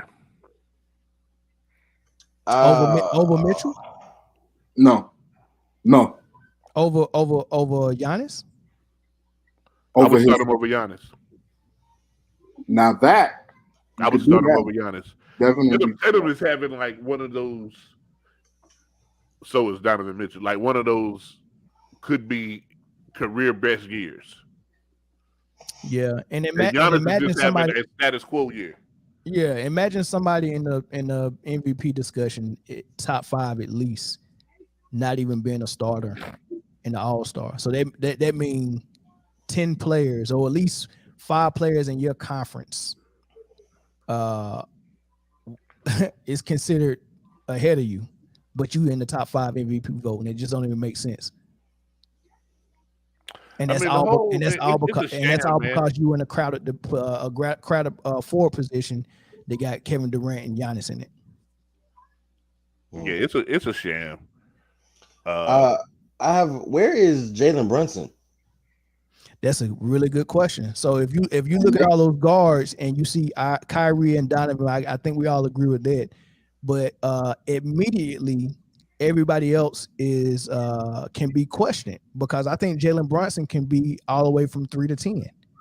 Like, I think Jalen Brunson is actually having a better year than James Harden. They got Derrick Rose up there. They got Derrick Rose up there before Jalen Brunson. Yeah, fan vote. You still got Darius Garland. LaMelo Ball been hurt. LaMelo Ball been hurt. He just came back. You see what I'm saying? Like, come on, man. Jalen Brunson been hooping. Yeah. And he's not even in the top 10 on this list? Time out. Even we still on the East? Yeah. Yeah. Okay. Mm-hmm. Okay. I'll wait. I'll save that then. Yeah, I already know where you're going. Yeah, because so from the East, what we would change is Tatum starting over one of those forwards, possibly Giannis or Tatum being able to be voted in as a guard over Mitchell, and then also Jalen Brunson being an all-star as well. What about Porzingis out of the East, or who else is playing pretty good? Great year. Yeah. What about him over Nick Claxton? Porzingis over Nick Claxton? Absolutely. Man, now that defense matters, baby. It do. My philosophy is, if you're gonna have multiple all-stars, it has to come from a team that's at least top 2 or 3 in their conference. You can't be below that and have multiple all-stars. So whoever the number 1 team on the East and West, if they got multiple all-stars, they should get denied. And I think right now it's Boston in the East. So I'm okay with Tatum and Brown being there. And in the West, it's Denver. So you got to give Murray some love as well. I was just, when that's why I asked, are we still on the East? Because I've seen a lot of names. Yeah, let's go ahead and go to the West then, because we got the Warriors, who is not even in the playoff hunt right now. I think they're 20-20 or something like that. Lakers are And 11. yeah, they got 4 people that's getting votes. They got Andrew Wiggins getting votes. They got Draymond Green getting votes. They got Kevon Looney getting votes. Steph Curry and Klay Thompson. They got 5 people. Oh, 6. And Jordan Poole. Oh, 6. But wait, Mel, it gets worse, Mel. Go scroll back up a little bit. The Lakers, who I think are not better, like, well, ever so slightly. You got LeBron, that's a given. You got Anthony Davis. That was Mr. Street Clothes. I caught that, Jay. You got Anthony Davis. Oh, and then when you scroll, Austin Reeves. Got votes too, bro. Hey, they violating on the West. They really violating. At least the East did it. And Russell Westbrook. Come on, and no lie though, Lakers have been playing really good ball here lately. Yeah, but they don't deserve multiple All-Stars. LeBron gets in, and that's it. It stops there. How in the last 2 weeks they've been playing great ball, right? They still ain't even cracked top 10. Come on, man. They played bad ball for 2 months, 2 weeks. Yeah. Only LeBron should get in for the West. So with the way the votes are, the starting 5 for the West would be put Larry Markkinen for Anthony Davis. I'll vouch for that. Oh man, Larry Markkinen playing I'll some vouch ball, for that man. one. So Definitely this is crazy. So the starters would be LeBron and Anthony Davis as the forwards, and Nikola Jokic as the center, right? And then the guards would be Luka and Steph, right? And then Steph will probably not play, so his replacement might be Ja. Yo, that I like Shea. I like Shea over Ja. And if we're being honest. Yeah, but that's another. But that's another player. Like I got to reward winning. That's another player. That's true too. That's true. Who's too. leading the team that's probably not gonna make the playoffs. That's true too. You got to reward winning. I get that. Dude, first of all, I hate Luka. I despise Luka's game, man. I don't even hate his game. I hate his fans. It's not appealing to watch. Luka ball is fucking disgusting. I'm not gonna say he's a bad player. I'm not gonna say if we being honest, the NBA is hard to watch now. It is. It is. For the last couple of years, it actually has been. Oh no, I enjoy watching New Orleans. I like watching New Orleans. I like watching Phoenix when they fire on all cylinders. I like watching Brooklyn now. I didn't like watching them last year. Hey, scroll back up. I like watching Utah. Utah's. Oh, Jordan Clarkson. Why is not Jordan Clarkson is not on this list? He number 4. Zion is number 4. B.I. not on the list. Take Kawhi Leonard off this damn list. And Paul George. B.I. not on the list. B.I. been hurt though. Your boy not on the list neither. Urkel. Wait. You say you got to reward defense and winning basketball, right, man? Sure. You mean to tell me Herb Jones ain't been playing better than Kawhi this year? Not on the All-Star level. Well, Kawhi. Well, so with these votes, that front court, I think only the top 5 is go actually get in, right? Because the roster is only 12. So if you take 5 forwards, 5 guards, Kawhi shouldn't even be sniffing this list. But it's a fan vote though. That's what I was saying earlier. Like I don't get. Yeah, but it all evens out. You can get fan votes, but still not make All-Star, right? So I mean, you can't stop the fan from voting for Kawhi Leonard. True. But it's gonna be other players that's actually getting more votes. So I think, I don't think Wiggins with him. I think eventually Lauri Markkinen will end up getting more votes than Wiggins at some point. So I think it's all go even out. The only thing is Anthony Davis. Gap. Anthony Davis don't deserve. He don't deserve That's a $500,000. You know how huge gap. Man, he'll like in the Navy they do like you get an eval and then you got to do a test. Like it's a few components that go in to making advancing. Right. It should be a few components that go in the All-Star. You do a peer vote, a peer vote, coaches vote, fan vote, and media vote, and then crunch those numbers, and then you get your all-stars. It should be some type of process more. Yeah, I get it because this is real De'Aaron superficial. Fox Just is not on this list. no, he's not. Yeah. Oh my God, bro. And Sacramento really kind of playing better basketball than the Mavs are. They fifth. They are fifth. Hey, listen, man, but Sacramento ain't had fans since Weber left. They not voting. Since People in Boogie. Sacramento don't vote. Since Boogie. I'm gonna show y'all this poll I took. And I'm glad you brought up De'Aaron Fox. Keep talking while I look for this poll. Go ahead. Hey, to answer your question, Lamar, is because they have incredibly large fan bases. Absolutely. That's the only reason why they have 10 total All-Star votes across the two of them. Boy, they got Westbrook right there. I can't listen. They have Austin Reeves. Come on, man. Hey, they said man. Westbrook. They said Westbrook go win 6th Man of the Year. It's Westbrook doable. wins If they make the playoffs, this is doable. Is Jordan Clarkson starting? Yeah. He might get it. Yeah, you might be I right. think Russell Wilson off the bench was the best thing that happened for him. I don't know. Jose Alvarado silently is playing amazing this year. He's playing defense. He's facilitating. He's actually scoring a lot more than last year. Is Bol starting or is he coming off the bench? Bo starts, man. Oh. Oh shoot! I just thought about it. Of course, Booker been hurt. But you would have thought he got some. You would have thought he got more votes than 8. Who is Booger? Devin Booker. Oh, Booker.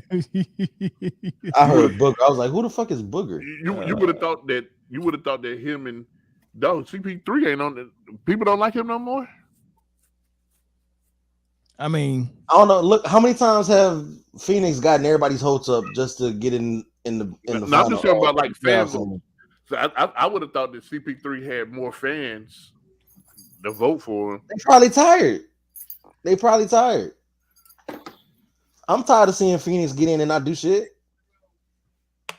That's what I said, Lamar. I said the same thing. so here's I found that poll, right? And it won't let me pull it up big play. But Stop it. I try to pull it. I don't know if y'all can read it, man. So I had a poll that said, why do the Kings have a better record than the Mavs? and You see the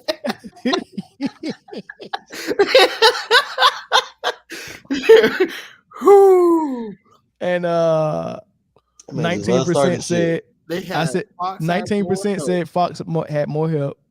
29%. Is that 29? 25. 25. How can y'all read that better than me? 25% said We got young people eyes. okay, my bad. Hold on. Let me put hold on. Yeah, you got Fox playing better than Luka at 25%. He put the glasses on.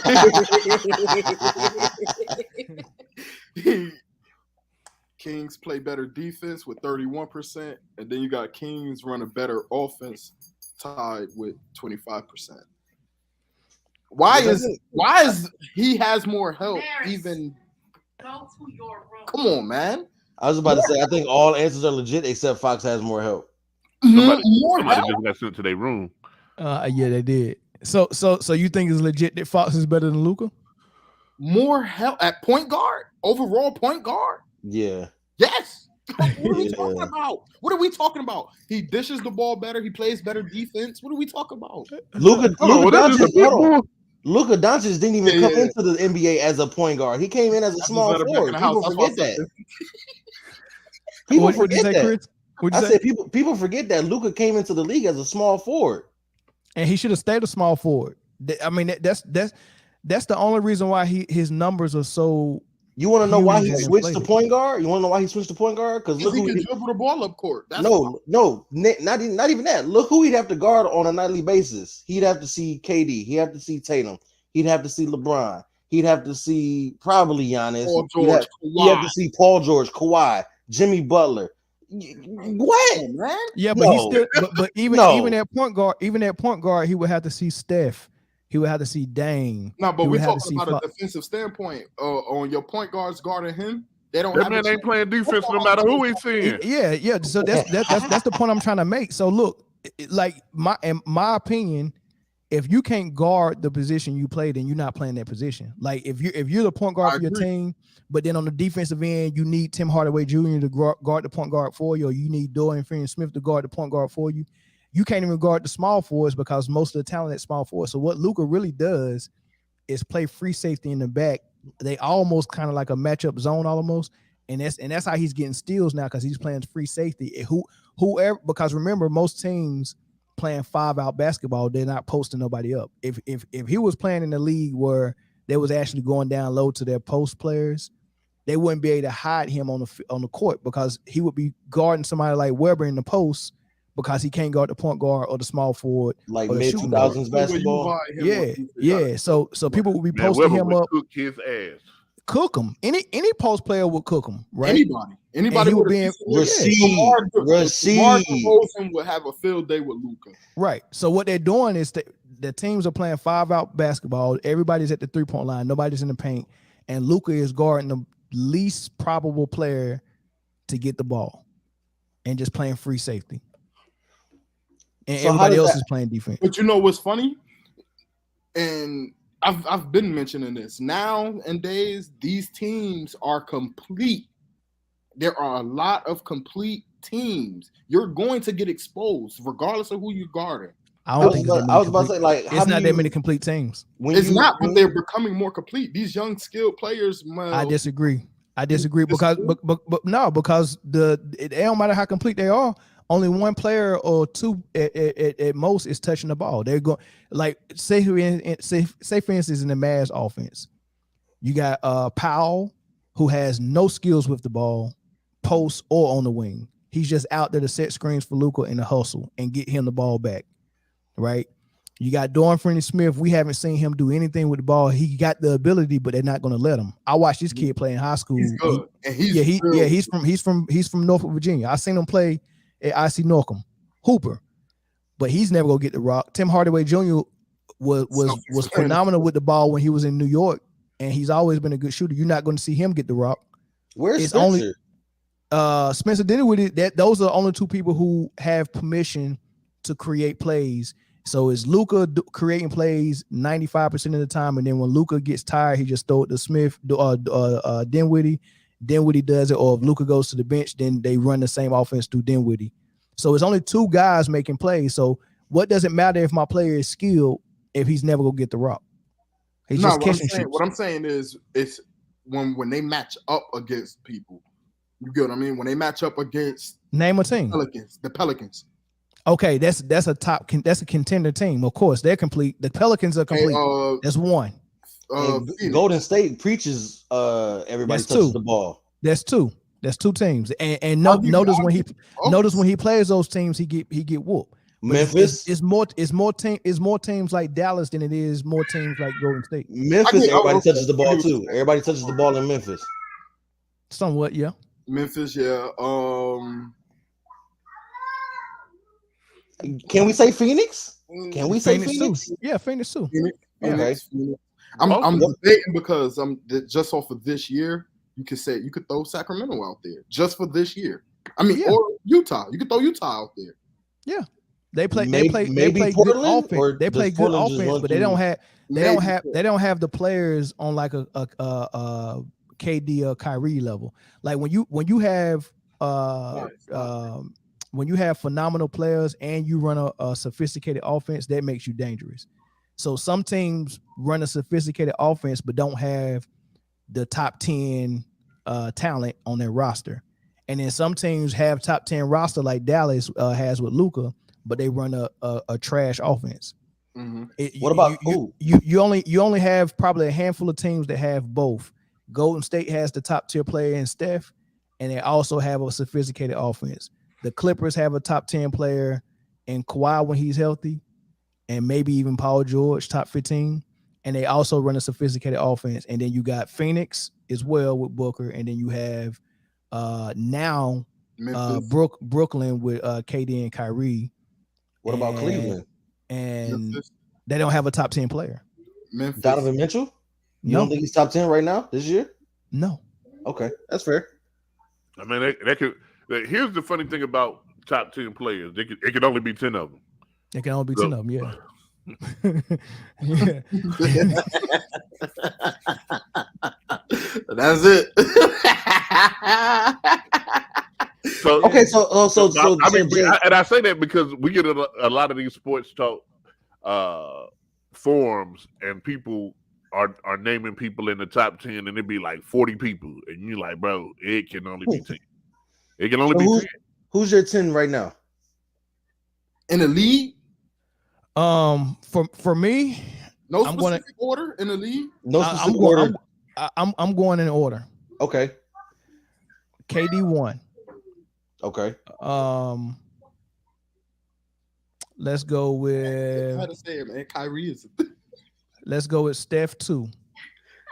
Let's go with Embiid 3.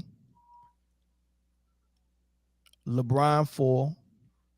Giannis 5. Jokic 6. You got Giannis over Jokic. Yeah. Jokic 6. Dame Lillard 7.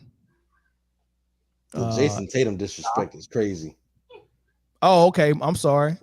Jason Tatum would be in it.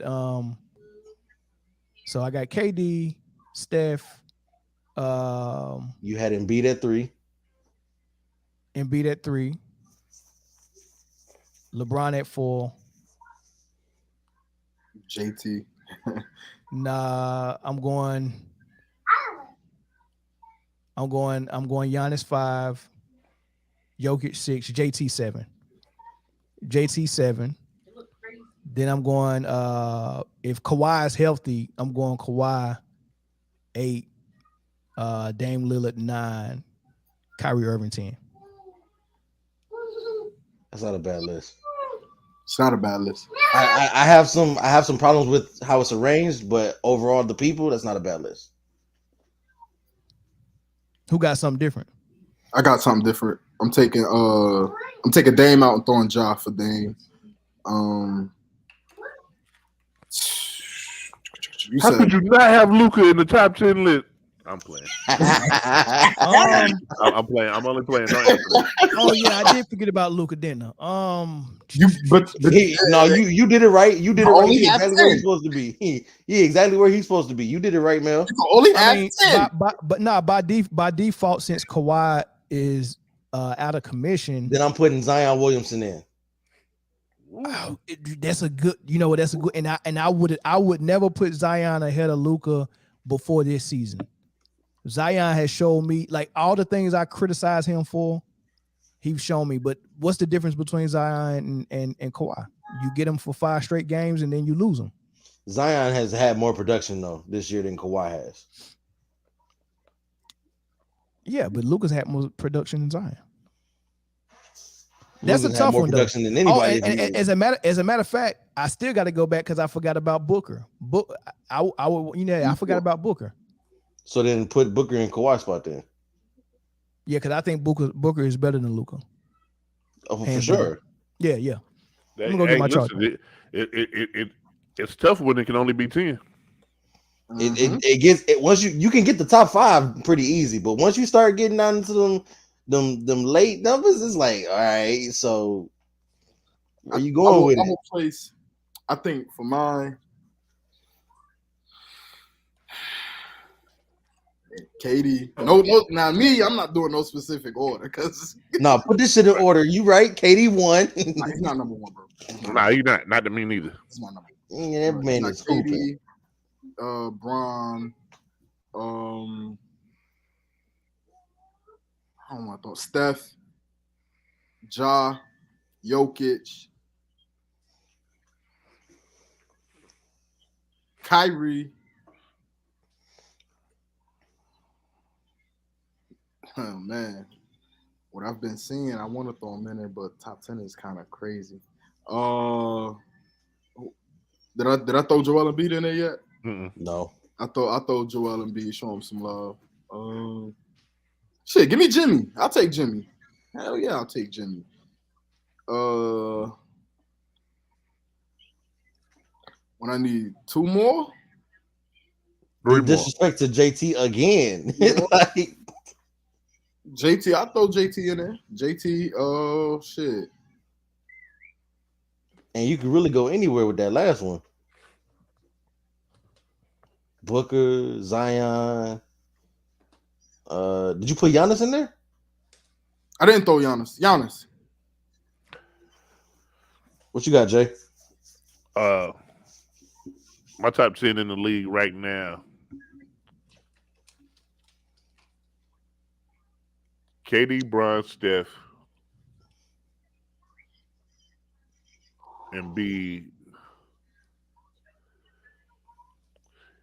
You know, Jokic is the kind of guy that you just don't like. I can't stand him, bro. But he's so efficient. He's so efficient. You got to get that dude his props. He can pass. Somebody who can't jump over A phone book. piece of paper. Hey, but his basketball vision and IQ sets him apart, man. The fact that that dude can pass like that. Listen, it's Chris Paul's brain in a 7-footer. Yeah, you got to go Jokic next. And then my last 5, they all have something in common. Which is what? They all went to Duke. They all what they do. So Yeah, JT, Kyrie, that's 2 of them. Who the other 3? So I said JT and Kyrie, that's 2 of them. Who the other 3? Zion. There you go. Okay. BI. Who? BI. B.I. Okay. Yeah, I went to Duke. You got one more Duke boy. Okay, I didn't know. I don't know the other Duke boy. Oh, Paolo Banchero. Paulo? You gonna throw? No, not Paulo. Not Paulo. It's too early. Here you go. He better not say no daggone Trey Look, Jones. Who? Hey, nah, I would put Tyus before Trey. Wait, who's your I would fifth put Duke Tyus boy? before Trey. No, he just said Tyus Jones.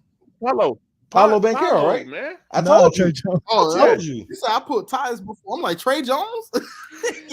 No, I'm saying, if I had to choose the guard right now between Trey Jones and Tyus Jones, I'm taking Tyus. Yeah, Oh. yeah. Tyus is better in my I didn't opinion. even know Tyus had a brother until I watched the highlights last night. What, dude? First of all, Wait. First So of you all, didn't Trey watch got a natty. You didn't watch Duke at all with R.J. Barrett, Cam Reddish, and Zion? I did. Who you think was running the point guard? Because Michigan State beat that team that year. Exactly. Who you think was running the point guard and had a good game against Michigan State? Shit, I don't know. Oh, I wasn't watching Barrett y'all. lost that game. R.J. Barrett lost us that game. Yes, he did. That boy played hero ball the whole night. So, all right. So my top 10 in no particular order. Hey, it ain't no fun if you ain't gonna put it in the Yeah, order. you gotta put it in order, man. Y'all didn't even put it in order. Yes, Mel we the only did one put it in that, order. no, Mel the only one that put it in order. Yeah, Jay, he think just Jay because his didn't. he All right, think bet. just because his All right, so- all right, bet. dreads bleached, he can just go and do what he wants to. All right, that's a bet. I'll put it in order then. Bet. All right. But I'm gonna go backwards. I'm gonna go 10-1. You ain't that good, bro. I'm gonna go 10-1. You're not that good. Watch, check it out. I forgot somebody going the right way. You I gotta am go that. backwards. I am that good. So check it. You got the fingers, Dennis. I got you. Number 10, Pause. Devin Booker. Nigga said he want the fingers. Go ahead, man. Devin Booker. Man. Got it. I'm with you on that. Number 9, Zion. I'm not with you on that, but go ahead. Number 8, Well, you gotta hear the rest of the list first, man. yeah. So number 8, Ja. Ooh, I'm not with that. Number 7, Embiid.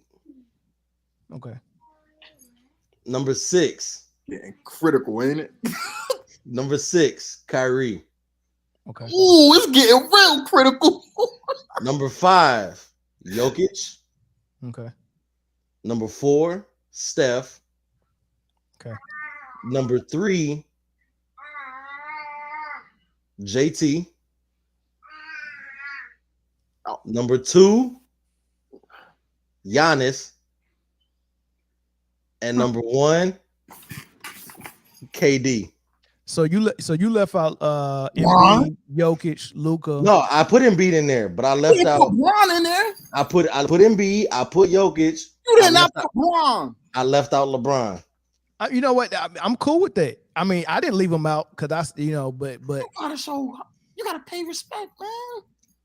I can leave him on my top 10 and pay respect. LeBron has shown me more this year than he's shown me. LeBron is anytime actually he's hooping been with this the year. Lakers. He is LeBron. balling. I love the way LeBron. He's off the ball. Yes.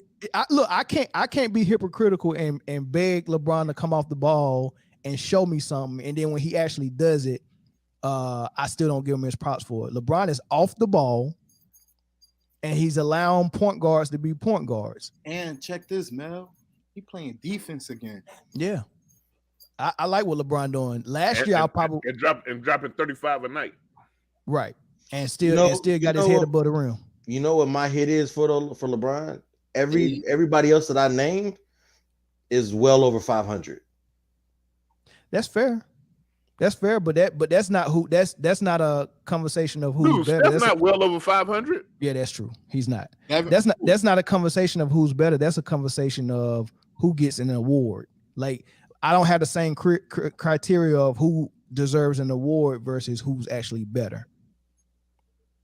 That's fair. And it's what Mel just said. Remember when I was like Dame or Steph, one has a better resume, but in my opinion, my opinion, I like Dame's skill set better than Steph. Like his skill set, which is also fair. Yeah, I mean they're easily the top 3 point guards. And you're probably outside of Dame and Dame mom, you're probably the only one that like Dame's skill set better than Steph. But Steph, Kyrie, and Dame have for me separated themselves at the point guard position throughout the entire league. I don't think there's nobody else even in the discussion with those 3. The only person that is approaching is Ja. But that's me not counting Luka as a point guard. The only person that's approaching those 3 is Ja. Wait, who's the 3? Steph, Dame, and who? Kyrie Irving at the point guard position. Not even Shea. Shea's not approaching.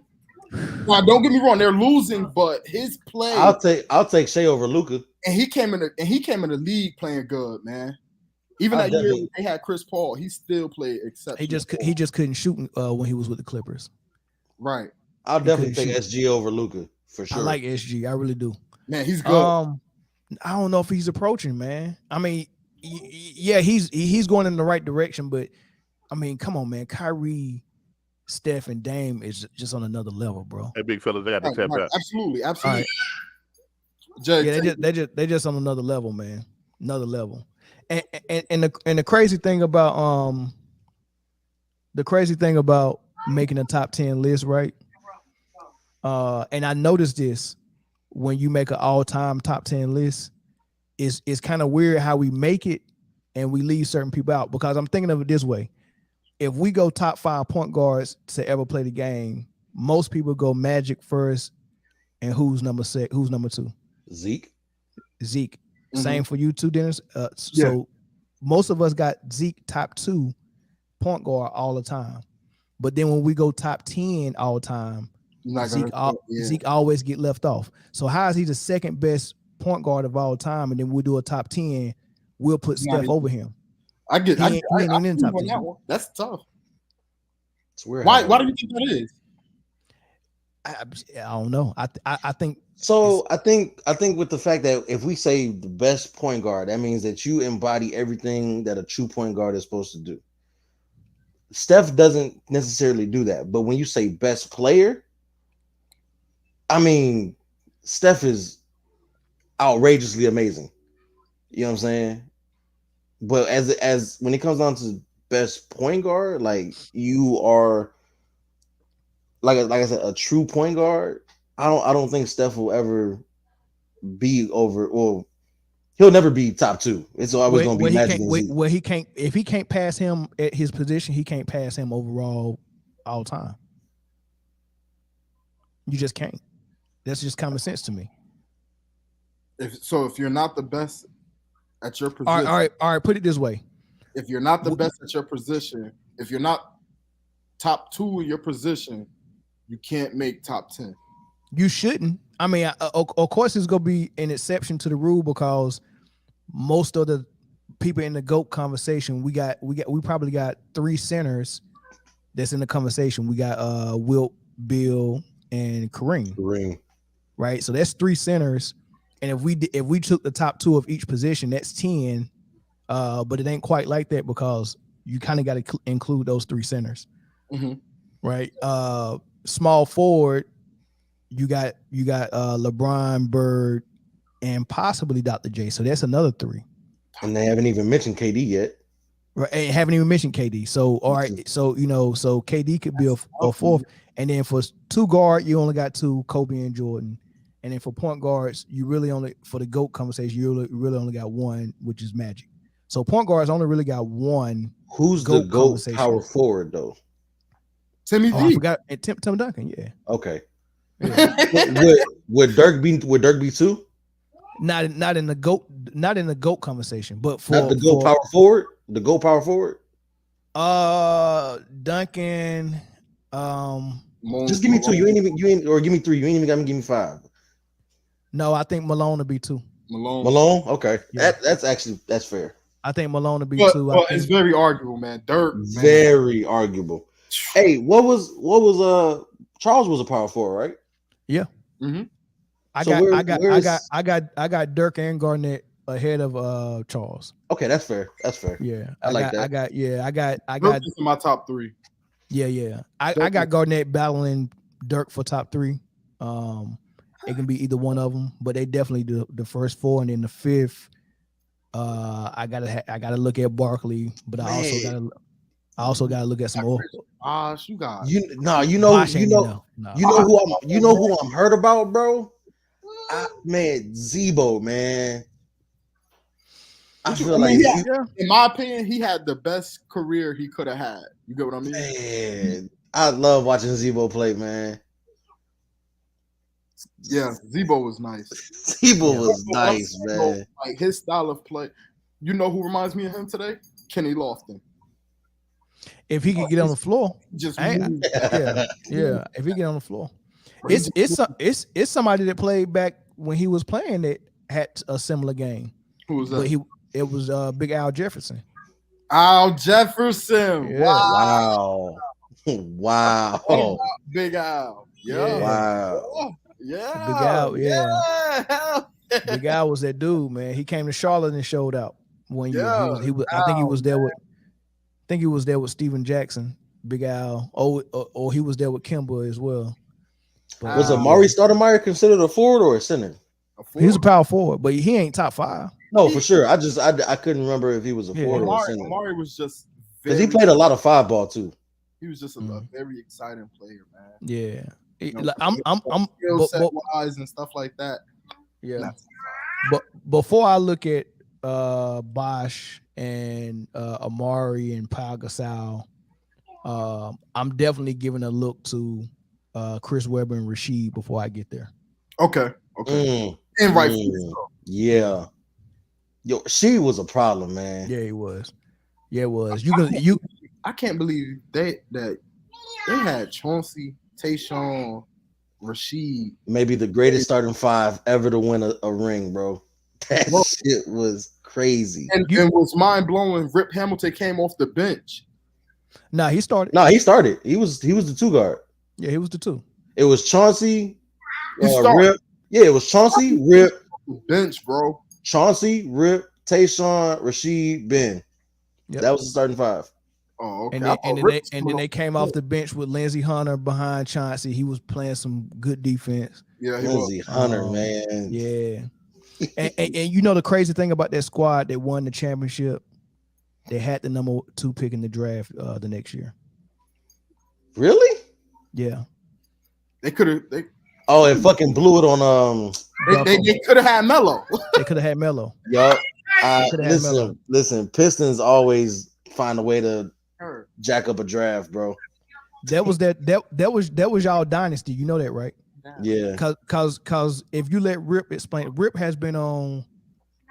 He was on one podcast talking about it, and I think I want to say it was Rip, and then Rashid talked about it on his podcast, and Chauncey talked about it. So I heard 3 Pistons talk about that draft. They said they already knew they was taking Melo. They had already told Melo that they was gonna take him. Right? Can you imagine And that Melo they all- starting? Oh man, they was like, man, Tayshaun Prince coming off the bench. bro. No, Melo would have came off the bench. Melo coming off the bench. Yeah, he was the rookie.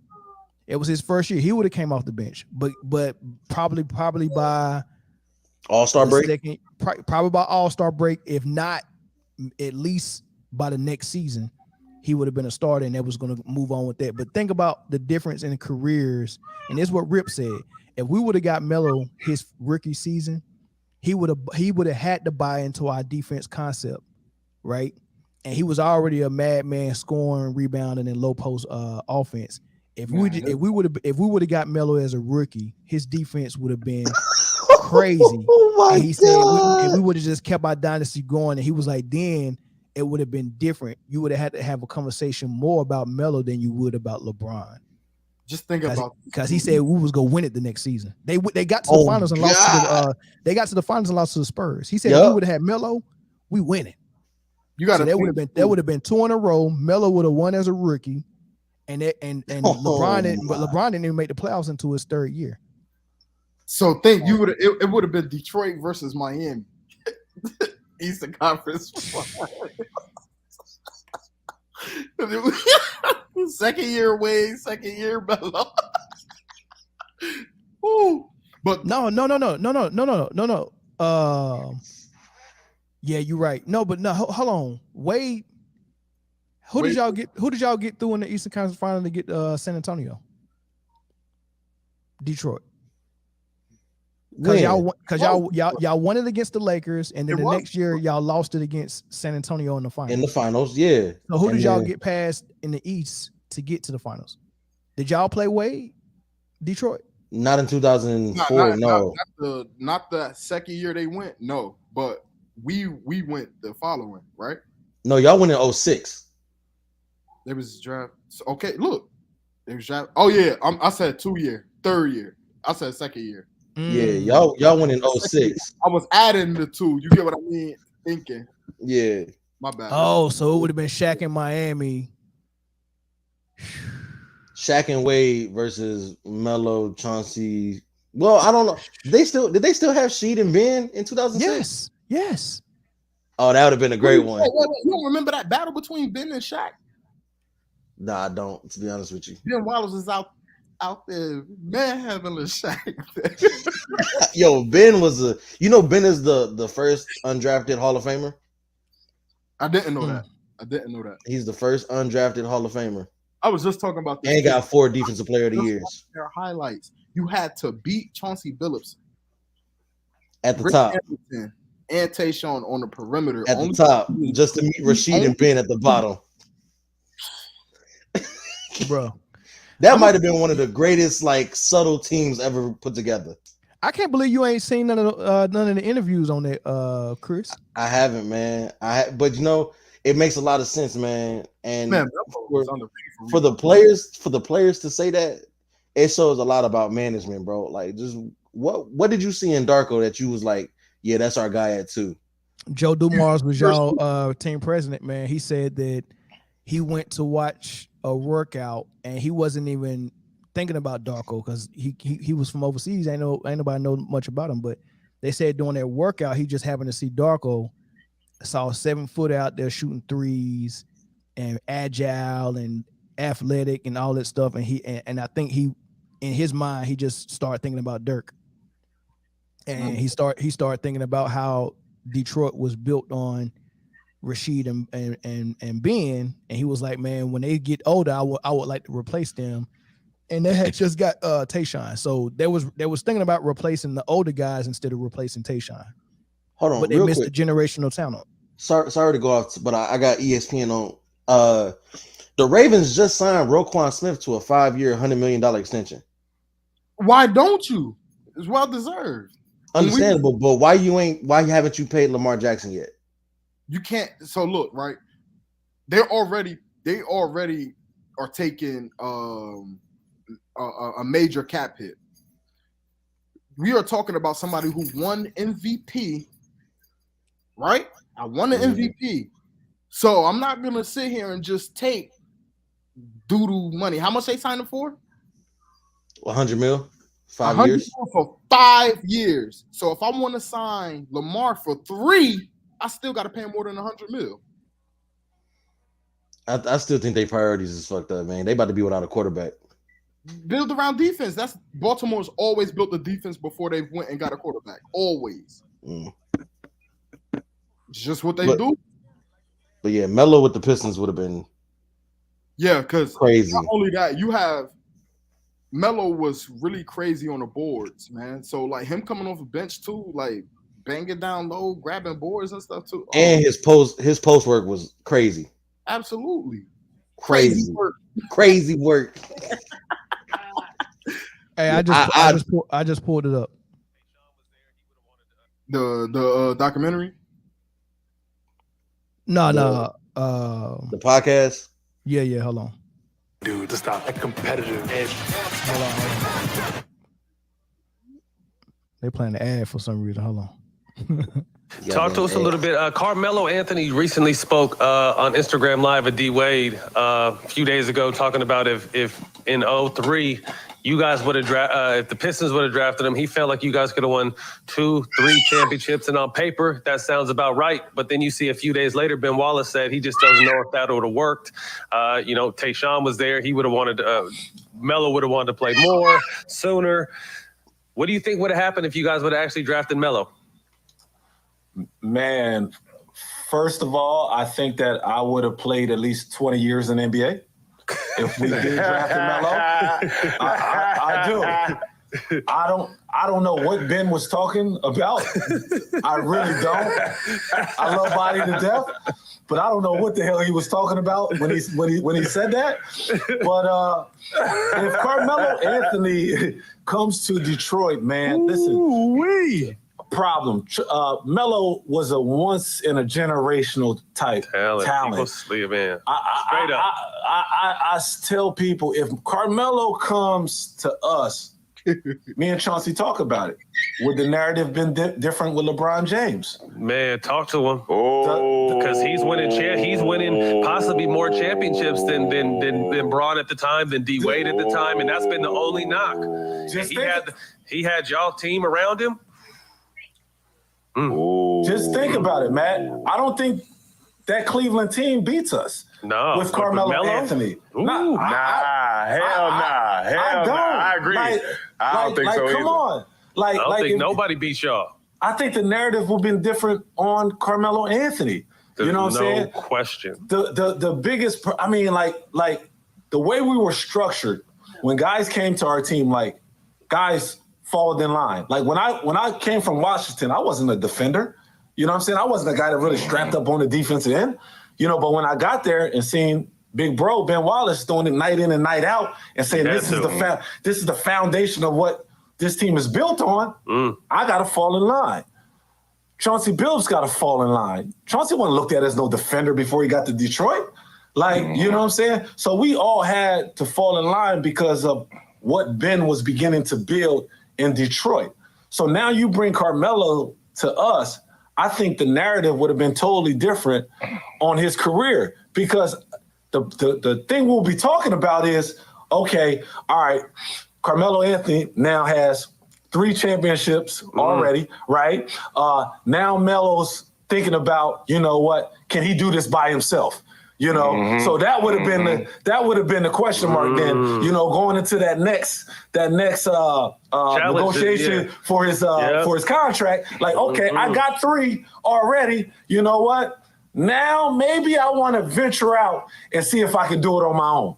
That would have been the narrative on Carmelo Anthony. Carmelo Anthony would have been a champion. So man, like I said, if he would have been playing on our team, me and Brooks would have played for 20 years. And now, we wouldn't have to carry the load. Like, I wouldn't have to, play 40 minutes a game. Now, when we're 30-something years old, it's like, Melo, carry us. Come take the ball. Let you the know bull what I mean? take care. Yeah. Yeah, you carry us. Like me and Charles, we gonna knock down wide open shots. Tayshaun gonna do what he do. Sheed and Bit, like we didn't care. We had no ego. You know what I mean? It would have looked definitely like didn't. It would have looked like the Knicks that first year Melo was there, but better.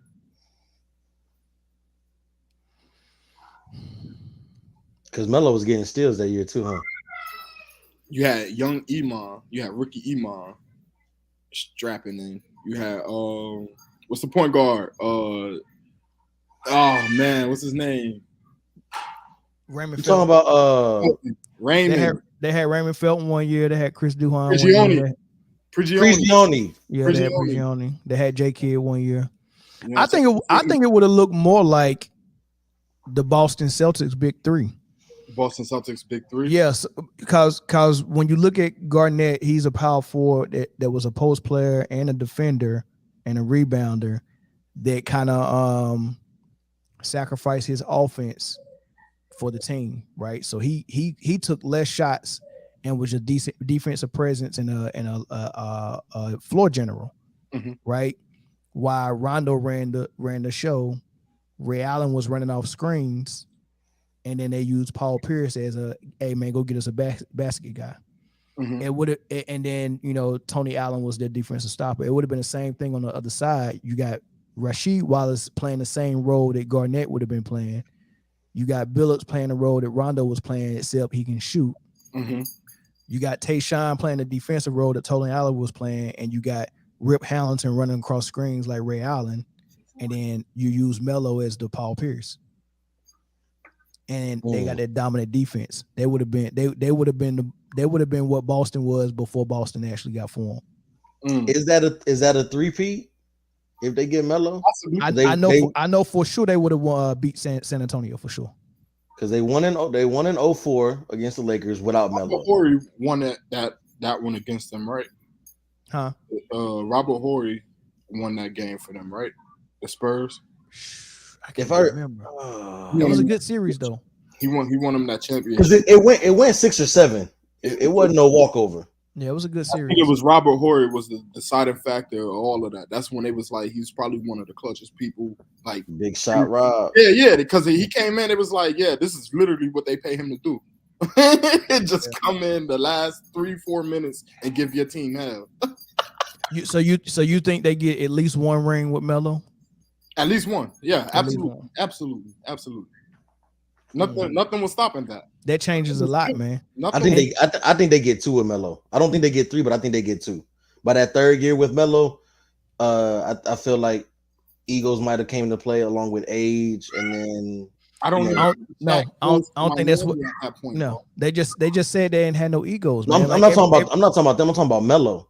No, he would have got a taste of that win. It rubbed off and it kind of like forms you. You know what I'm saying? Not form you, but sculpts you. Think so? Yeah. Okay. Yeah. And just like Rip just said, that wouldn't have came about until it was contract time, just like it was for Kobe Bryant and Shaq. Like so he got his 3 rings, and then after that, everybody was saying, yeah, but can you do it without Shaq? And he was like, all right, let me show you I can do it without Shaq. But he was good for the 3-peat. Melo would have been good for the run, but when it's contract time, all right, either y'all gonna turn this into my team, or I go somewhere else and find a spot. That's what it would have been. But like you said, yeah, I don't think Detroit would have been like no dynasty that was gonna run with it, because the NBA had already decided that they was gonna put the league on LeBron's back. They decided that when Melo beat him out for rookie of the year, but they still gave it to LeBron. Like, how do you have a rookie come in playoff as the number 3 pick on a team that was in a lottery, and then take them straight to the playoffs, and then the rookie didn't make the playoffs, and they had the same numbers, but you get an MVP to the rookie of the year to LeBron. Do you think that changes if Detroit drafts Melo? No, they was sold out on LeBron. Only thing that would have happened is the NBA would have intervened and slowing Detroit down, just like they did with the Bad Boy Pistons, to make Michael Jordan their league carrier. They changed the rules and was like, all right, Bad Boy Pistons, we ain't gonna let y'all beat Jordan up no more, because we need Michael Jordan to succeed so we can sell this league to everybody. And they kind of That's what broke the change of play style in the NBA broke up the Detroit Pistons because they wasn't compatible with the new way that the rules was going. So they would have done something like that to slow Detroit down. I don't think it would have worked though. Maybe not. Because that team would have been crazy. I think Bron only got that Rookie of the Year because it was more electrifying to watch him play. You know what I'm saying? The athleticism, he was dunking on everybody. Where Melo, he getting pure buckets. Here, come taste this hip, this turnaround. You know what I mean? Yeah. Out there with cornrows on, jabbing people out of the defensive position. Yeah. That dude was a freaking problem. It still is. And still is. It's amazing Melo ain't got no job. And it's a daggone shame he got. Miami. That you fit perfect. He fit perfect for like right now. Send his ass to Brooklyn. A whole month that KD go be out. All you got to do is just throw Melo in and run the same plays for him that they was running for KD. Send his ass. Do that for 1 month, Carmelo, until KD comes back, and then you can go to the bench and help us for a playoff run. It's that easy. Send his ass to Brooklyn. Come to Miami and thrive. Pat Riley get you right. Yeah. Oster get you right. Yeah, and it's perfect. Like you come off the bench, you have a perfect role. You'll be playing with Gabe Vincent, Caleb Martin. You are the scorer. Miami needed. Brooklyn needed. Washington. Washington. I wonder what Denver messed with them. New Orleans. You know, that was actually a topic. I was scrolling on IG, I think, a couple weeks ago, and I actually seen that. It was like, why not reunion? Why not have a reunion in Denver for Melo? And that's a great. That's another great spot for him. Yeah, but I call me the fan, but I don't want to see Melo in Denver and no other jersey number but 15. Yeah, that was 15. Rock 7. Nah, Melo in Denver is 15, bro. Nah, man. And he got to bring the braids back.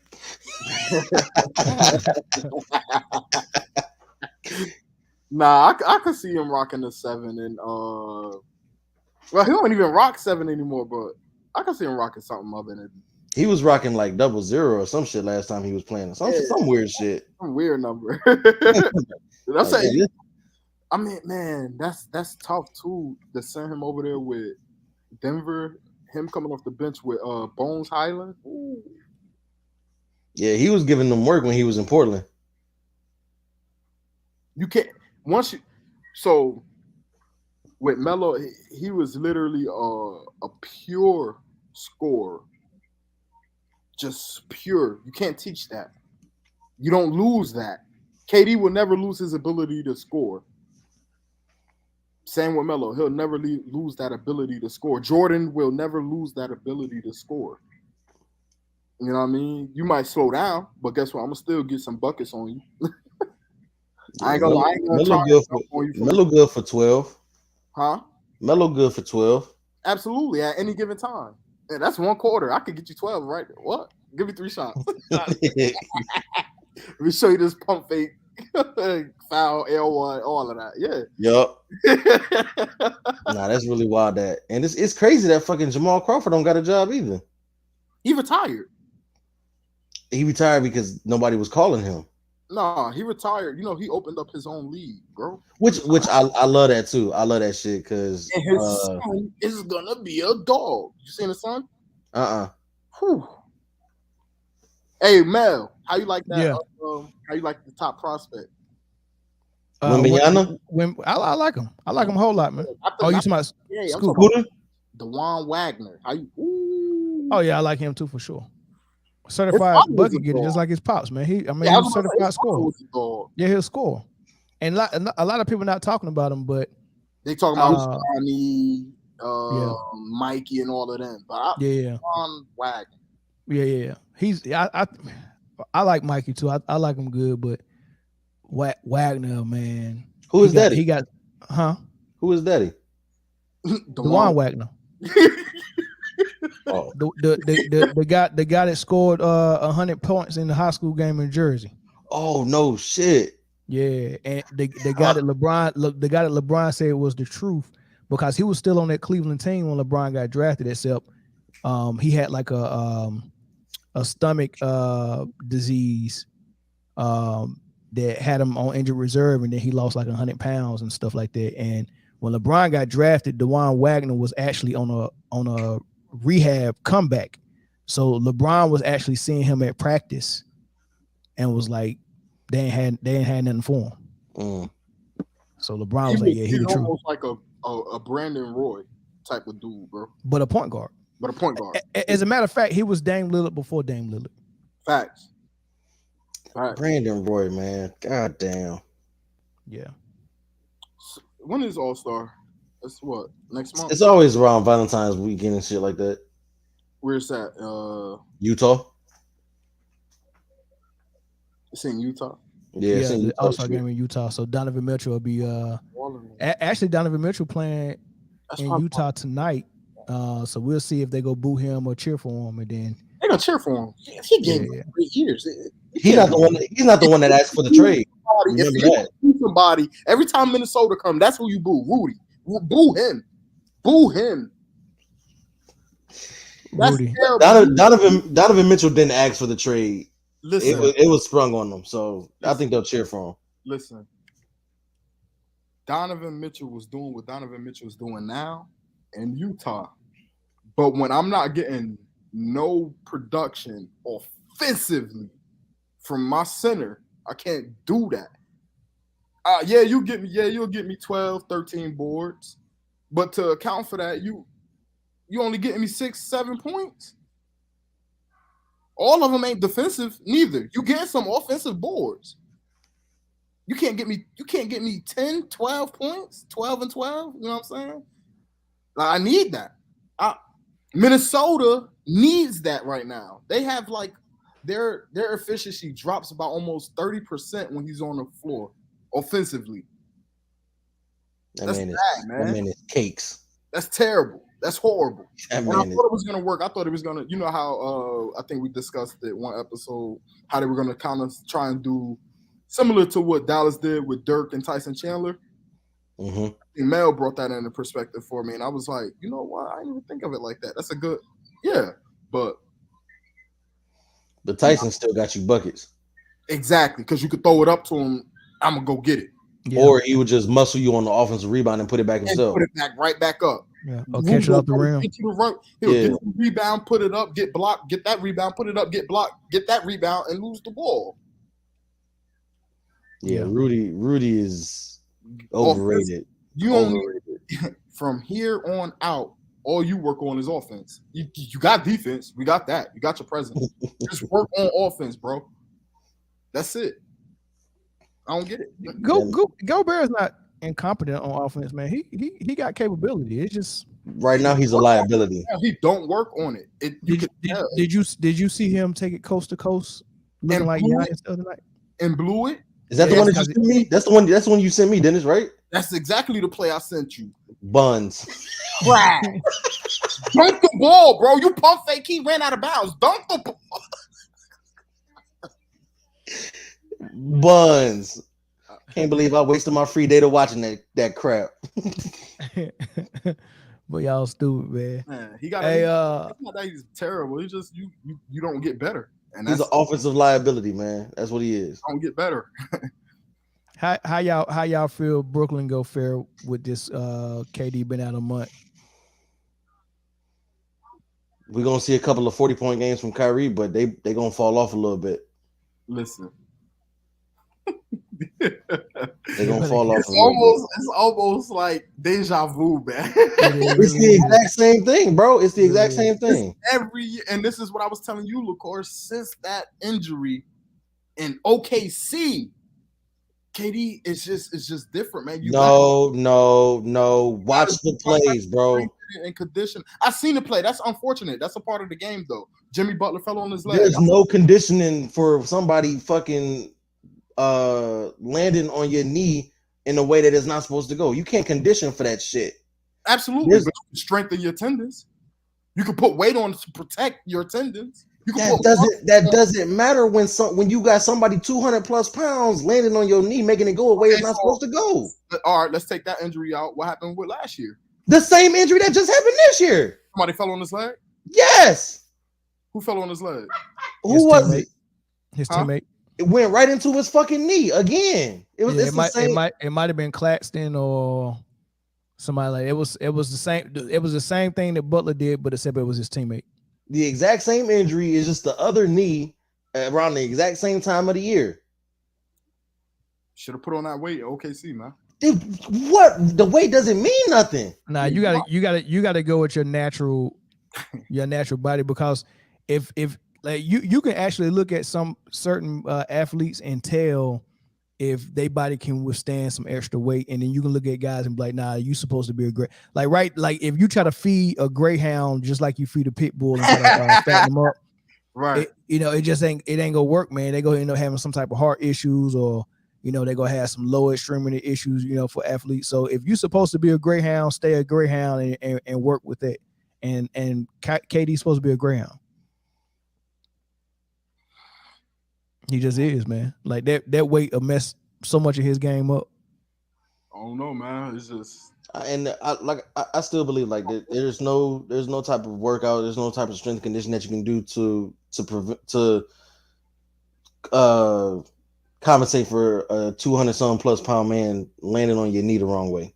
If Kevin Durant tried to put that weight on, his career would look more like Anthony Davis, and he would have all types of knee and foot and calf injuries from carrying weight that he ain't supposed to have. That's actually what happened to Greg Oden. Greg Oden came in at 220, killing at Ohio State, dunking, running the floor. In the documentary, he said as soon as he got to Portland, as soon as he got drafted, Portland said, "You playing in the West, we're gonna have to face the Lakers and Shaq, so we want you to put on 60 pounds." So from the time he got drafted, he started working on putting on muscle and weight, and he came into his rookie season at about 270. And first, was it the first or second summer league game? He jumps up for a dunk and messed something up in his knee, just from carrying that weight around. And he was never right after that. He said that weight. He said that weight is what causes joint issues and his knee issues. Yeah, I don't think KD putting on weight solves anything. But you can't, like I'm still sold on you can't compensate for somebody falling on your knee, making it go away. It ain't supposed to go. You get what I'm saying? Man, injury prone. How is he injury prone when somebody ran into his knee 2 years in a row? Don't matter. What happened the year before that? Nothing. What you mean nothing? He tore his Achilles, did he not? No, the year before that, he almost beat Milwaukee single-handedly. He was hurt that year. No, he wasn't. Yes, he did. He did miss games that year. No, he didn't. He was hurt that year. Everybody was hurt that year. James Harden, Kyrie. KD was the only one that was healthy and was still on that team. Yes, in the playoffs, yes, he was healthy. But what I'm saying is that season he was hurt. He's battling injuries, ankle, if I'm not mistaken.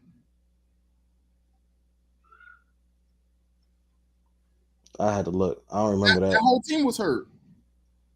Kyrie, James, and KD. Remember? And then that was the big thing. We haven't even seen them on the court together. Remember?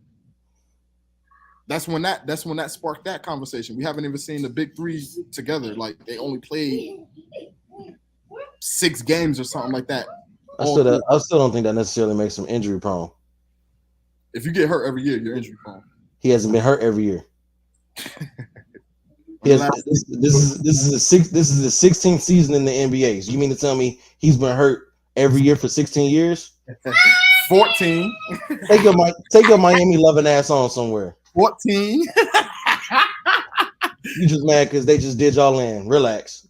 I'm mad. What am I mad because they did y'all in. Relax. Here we go again. You know, the last time you saw you always talking shit about KD, man. Last time you started trash talking Miami about Brooklyn, we remember how that went. You always talking shit about We KD, man. remember You don't never give that man no flowers and no respect. Oh, You should never we, get it. rewind, should we rewind 45 minutes when I put him in my top 10 and named his name first? You ain't had no choice but to put him in your top 10. What do you mean? I do have a choice. I have a complete choice. So who you putting him over him? Him. So that can I get an apology, please? You don't show him. Fuck no. Hell no. I just Hell named no. number one in my top 10. Come Fuck on. no. Hell no. I'll apologize when you apologize for calling him injury prone. He's injury prone. Period. I ain't apologizing. Stay healthy. I ain't apologizing. And you can't say he's AD's injury prone, man. AD is fucking injury prone. No, not Kevin Durant. Listen, how long has KD been 6'11", 7 foot, whatever you want to list him as? How long? His whole career. Okay, then AD literally grew. How you said Greg Oden put on 60 pounds in the summer. Mm-hmm. AD went from he went from 6'2" to 6'11" in the summer. Right, but you're giving me a reason why he's injury prone. He's prone too. Right, I'm not debating that. I'm saying he's injury prone. Yeah, he's prone too. And KD is not on that level as injury prone. Like it's levels too. Injury prone to me means if you playing and you're doing normal things, and that the wear and tear that you're supposed to be able to take as a professional is causing you injuries, like stress fractures in your foot is what AD has, stuff like that. Like you running and jumping is causing you to get hurt and having to sit you down. That's injury prone. But for someone's actually falling on your leg, or someone actually is had a strain in his calf and went out and played on it anyway against doctors' orders and actually tore his Achilles. Like that's not injury prone to me. That's just unfortunate stuff. Injury prone. How'd you strain your calf? From running, jumping. That was one injury. That's one injury. That's one injury. That's one injury. AD, and that's the one that changed his career. Come on. Yeah, but how does that make him injury prone? It has to be a pattern to be prone. It has to be a pattern. There's no pattern of him to do that. Dennis. That's prone. Get him out of here. That's prone. If it's a pattern, that's what you said now. Pattern, yeah. Second season, somebody done fell on his leg. It's a prone. And that's KD's fault. Somebody else fall on his leg. I didn't say it was his fault. All I said is his pattern. That's not injury prone, Dennis. That's not injury prone. You want to know what injury prone is? You want to know what injury prone is? Hold on. No. You want to know what injury prone is? Anthony Davis went up for a dunk. Came down. Hold on. Anthony Davis went up for a dunk. Came down holding his back. No contact. That's injury prone. Okay. That is injury prone. Let me ask you a question. You blaming him because he got hurt? You blaming KD? Are you blaming him because he got hurt? You blaming KD? Yes or no? AD is injury prone. Are you blaming him for getting hurt? Yup, AD is injury prone. Blaming KD for getting hurt. What are you talking about?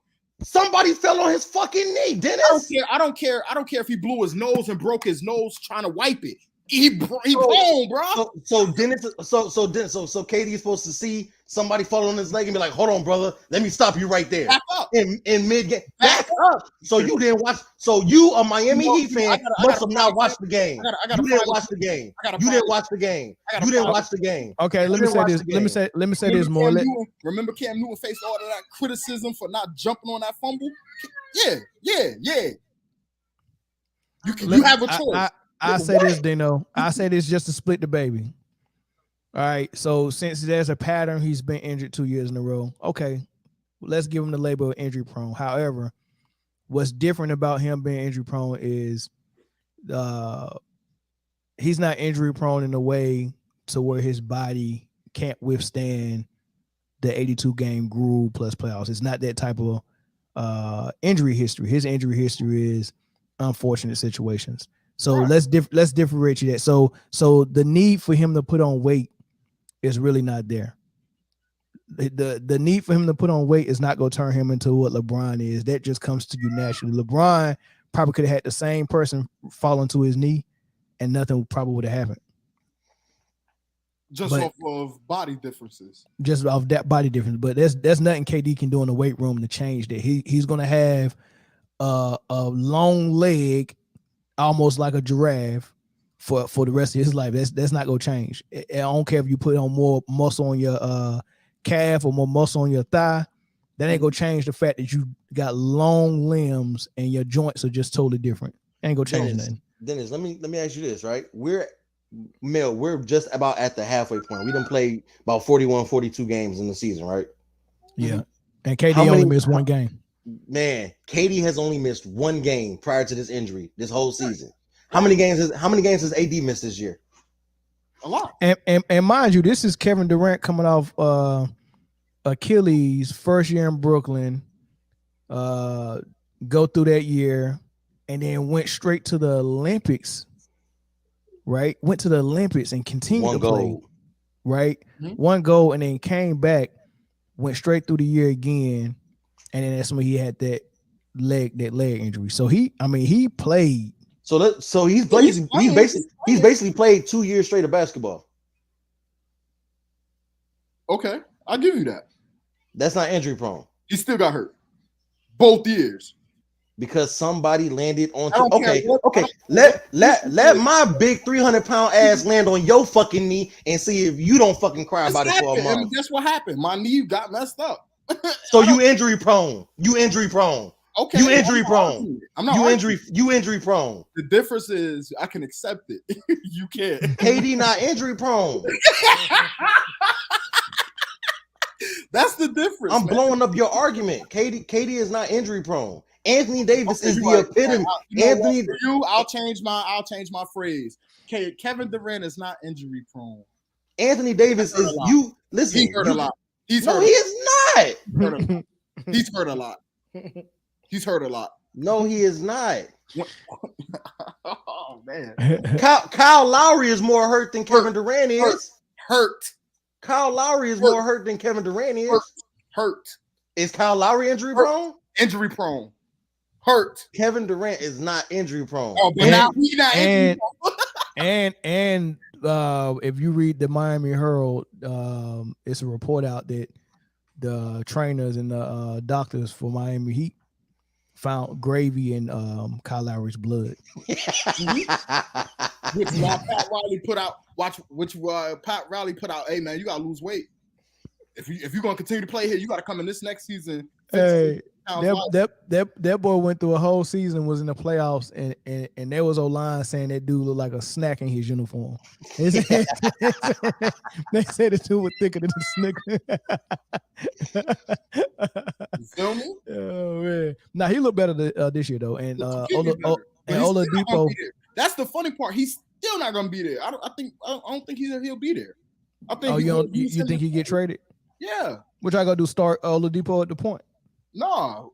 Gabe. You still got Gabe Vincent, and then we got an undrafted free agent guy, Highsmith. I think it's time to put Hero in at the starter. I don't. He starts now this year. Yeah. at the 2, At the 2, he starts. and who starts at the 1? Well, when healthy, Kyle Lowry. Okay, so it's But Kyle, for it's now, Kyle, it's, it's Kyle, Hero, and it's Butler. Gabe Vincent. It's not Gabe Vincent. It's what's the name? Something Highsmith, something like that. Highsmith. I think. And y'all still not playing Duncan Robinson? Now because everybody's missing games now. In the last 2 weeks, Duncan Robinson has been playing. Yeah, it's gonna be interesting toward the trade deadline, man. We should do I a don't trade. think Duncan will be there. I think we'll trade him. When is the trade deadline? Right before? Is it right before or right after All-Star break? Yeah, That It's Monday- no, I think it's like a week after All-Star break, right? That Monday after the All-Star weekend, ain't it? Usually something like that that. sound about right. We should do a free agent show. For sure. Free agent show. Yeah, For sure. free agent watch. Maybe Melo gets a job by then.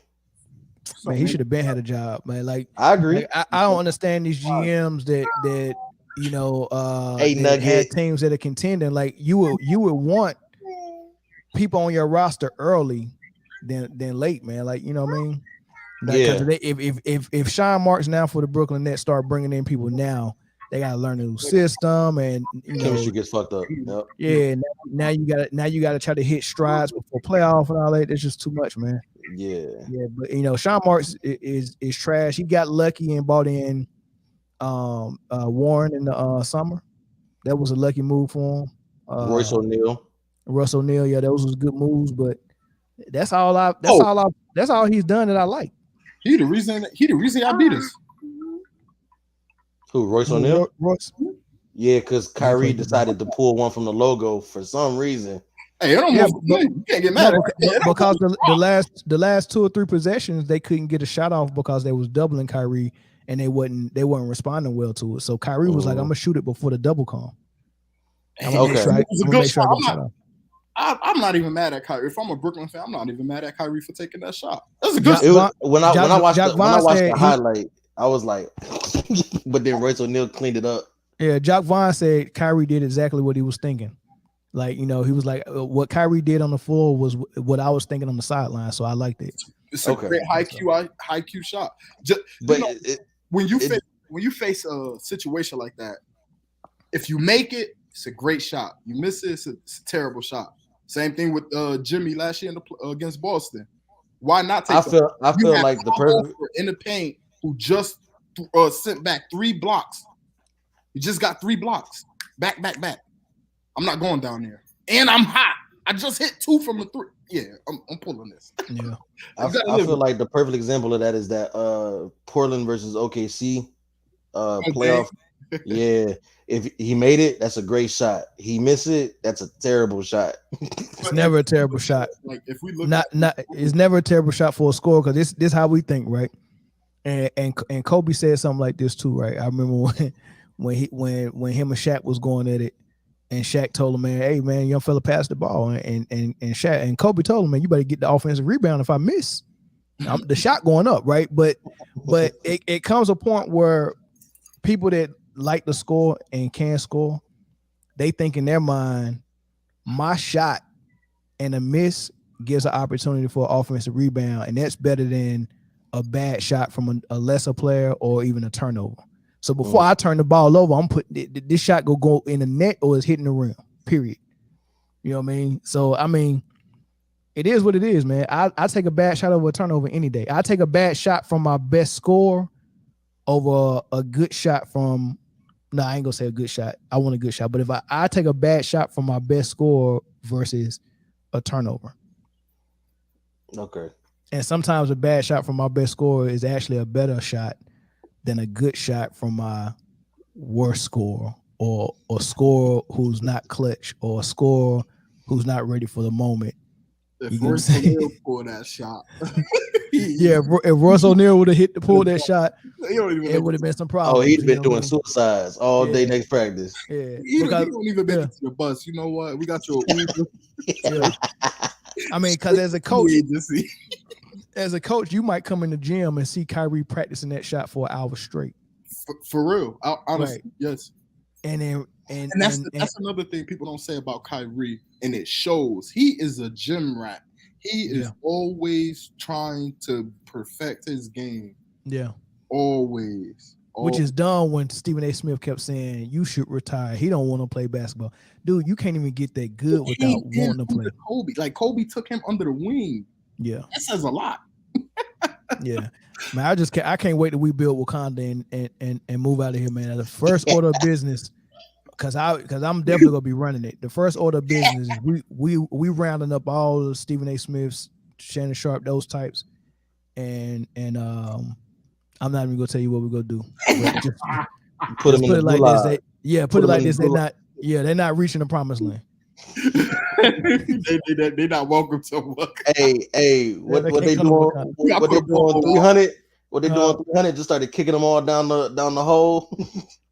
Man, I give them an opportunity to. I give them an opportunity to fight for it, right? I just peel their skin like a potato, and and get them an opportunity to be what they've been dying to be so bad. Man, sports is very interesting this year, though. Very Nah, good, it is. great year of sports. I've read with the NFL though. Any given Sunday, It's gonna be a good playoffs, man. It's really gonna be a good playoffs. Sunday, and you They know go give Mahomes that MVP though. Oh, Nah. that's without. If Jalen Hurts didn't go down, maybe Jalen. Yeah, But Jalen would have got it. then like so you had Pat Mahomes, Tua, and Jalen Hurts. Those was the three running. Two of them went down. Tua went down early. Mhm. Now you got Pat Mahomes and Jalen. Then Jalen go down. So it's like Yeah, but he only missed what, 2 games or 1? these last two games. That's only 2 games. Last two No, games. he played the season finale. Yeah, Jalen Hurts. Yeah, Yeah, he he played the season finale. Yeah. He only missed 2 games. yeah, and he played well. I mean, And here's the thing though. The 2 games he didn't play, they lost. As soon as he came back in, they won. yeah, Jalen Hurts still get that MVP. it's possible. It's possible. I would love to vote for him. I definitely would have voted for him. You know, if there was a vote that I had, right? If he didn't miss the games, I would have voted for him. The fact that he missed those 2 games. I think 2 is like the minimum or the maximum that you could probably miss and still win MVP. You miss anything more than 2, Yeah, it's a 17-game season, and it just showed he missed those 2. They lost those 2, so it just shows just how valuable that man is. So I don't know. It could go either way though. But I gotta go. I gotta get ready for it, man. I got shit to do. all right, peace. All right, fellas. All right, man. Y'all take it easy. Yep. Yes, sir.